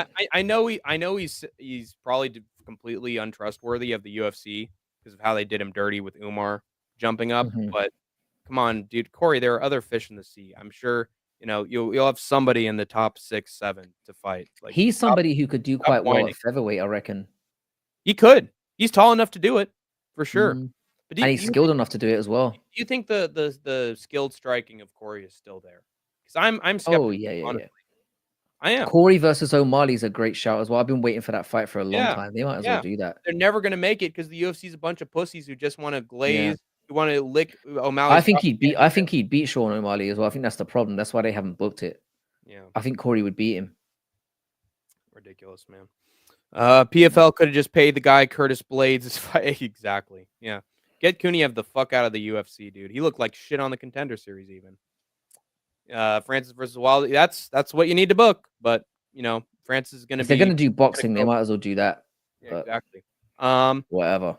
And then to wrap things up with Fight Night, Frankie, what are some things that you're looking forward to with your channel next year? I'll give my answer for mine, but what do you have on the docket? Well, more collaborations are definitely going to be something moving forward. We've got a whole new. I don't. You were there when we did the live stream the other day with the MMA awards show thing. I really enjoyed that, working with those guys. I'd like to see more of that going on. Generally, just working with more people and expanding the community. I don't really have any people who know me, know my channel, know that I don't have any aspirations in terms of making money from it or anything like that. I just want to enjoy being part of the community and just making stuff that I enjoy doing. And as long as I'm doing that, I'm good, bro. Yeah, I'm good. I think I'm taking a very similar approach to you because I'm having you on the show to end out the year when I don't have much going on with MMA. I've had Giuliano on the show twice now, talk about MMA, and he's always a great guest. In long quantities, to be fair, but he is a great guest. Always has insights, but you got to direct the conversation sometimes. But I'm learning, man. I'm really learning, and this was honestly just a joy. Go back and forth with you on Friday today, Frankie. And honestly, dude, if you ever get bored on a Friday or you need some space for a stream, dude, hit me up because I think we did a really good job with this one. Yeah, this has been fun today. I've enjoyed this. This is honestly kind of skipped by as well. Yeah, we could. It's 2 hours and 38. It didn't feel like it. No. So if you ever want to have a free slot on Friday to stream with me and just have some more Frank and Tank Fridays in the future, hit me up, man, because I love chatting with you. Yeah, and again, just we all just we bring the boat up when we work together. What's the word for that? A rising tide raises all ships, or something. Yeah, exactly. The rising tide is going to raise all of our ships as part of the online. Exactly. No, and I'm with that as well. And again, I'm thanks for sending the video as well. And shout out to that because we have got another Paradox. While you're in the chat, you answer my DM, cunt. I need your video. Yeah, because Paradox is the only one left. The reason why I like harassing Paradox is because he's always good value. Like his videos always are really entertaining, so that's why I keep. What do you like more, Frankie? Do you like Frankenhake Friday or Frankie and Hanky Friday? Frankie and Hanky sounds a little bit too zesty for me. Yeah, it sounds like Hanky the Christmas poo from South Park. I don't know if I like it. Also, there's a hanky or a blankie or stuff that you when you have to clear your airways. So I don't know about that, man. I don't know. I can't do the video, Frank. I'm sorry. I was just joshing your Paradox. It's all good. If Western joined, it would have been Frankie, Hanky, and Stanky. Stinky. And then in terms of what I got for the rest of the year, I'm gonna finish up a video that I've been working on forever, which is my experience with my dad hanging out in an LFA show. And then I'm gonna do a video essay one of these days, man. Like if I'm gonna take forever putting together a video, I'm gonna make sure it's an hour-long fucking video on a topic. So I'm going to probably do something regarding Dana White and his history of selling out to people richer than him and influencers, and how it's negatively affecting the UFC and its product, and how Dana just glazes people in high places who have stuff over him, like Mr. DJT and John Jones and Turkey. So I'm probably going to make a video essay on that in the future. That's what all I got. All I got, man. I'm a simple ass channel with Skatesman. We just do, preview shows and recap streams every Thursday and Sunday, and then of course I got my little talk show in the meantime. But it's mostly just a very well run ship, very consistent stuff. Yeah, keep it up for next year. I'm sure the growth will continue, bro. Thank you, Frank. And I appreciate you having me on. It's been fun. Call it Frankenstein, and Hank will pretend to be you. Frankenstein. That's a good one. Frankenstein. I like that. Oh, Javolt, Frankie, did you get the locks on your bagels the other day, Bobbler? Holy guacamole, these Zionists, they're running our reputations down the drink, Bobbler.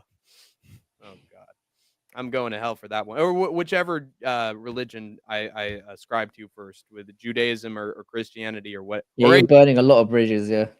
Yeah, I'm also burning in a lot of the religions in general. So there you have it. I think we're done. Fight Night Frankie. I think this was a success. And by the way, make sure to subscribe to both Fight Night Frankie and Hank the Tank Skate Tank MMA podcast channel if you love what we're doing. Just hit us up.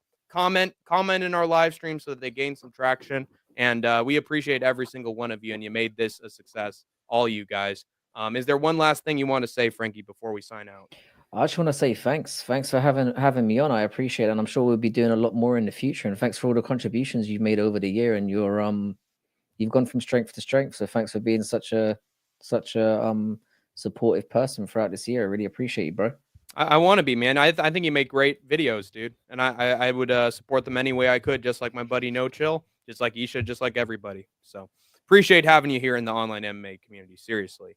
And thanks, I guess until we meet again, troopers and grinders, you have escaped the war zone for now. Hey, if this doesn't get 50 likes on both of our live streams, you guys, I'm never streaming again. You're not going to see me on the Octagon. I'll be in Hectagon, dude. Octagon with a K, more like Octagon with a C, dude. I'm a fucking sphere. I'm a fucking circle, you guys. I need to get in shape. If you don't give me a bunch of donations right now, I'm not hitting the gym. Oh, shit.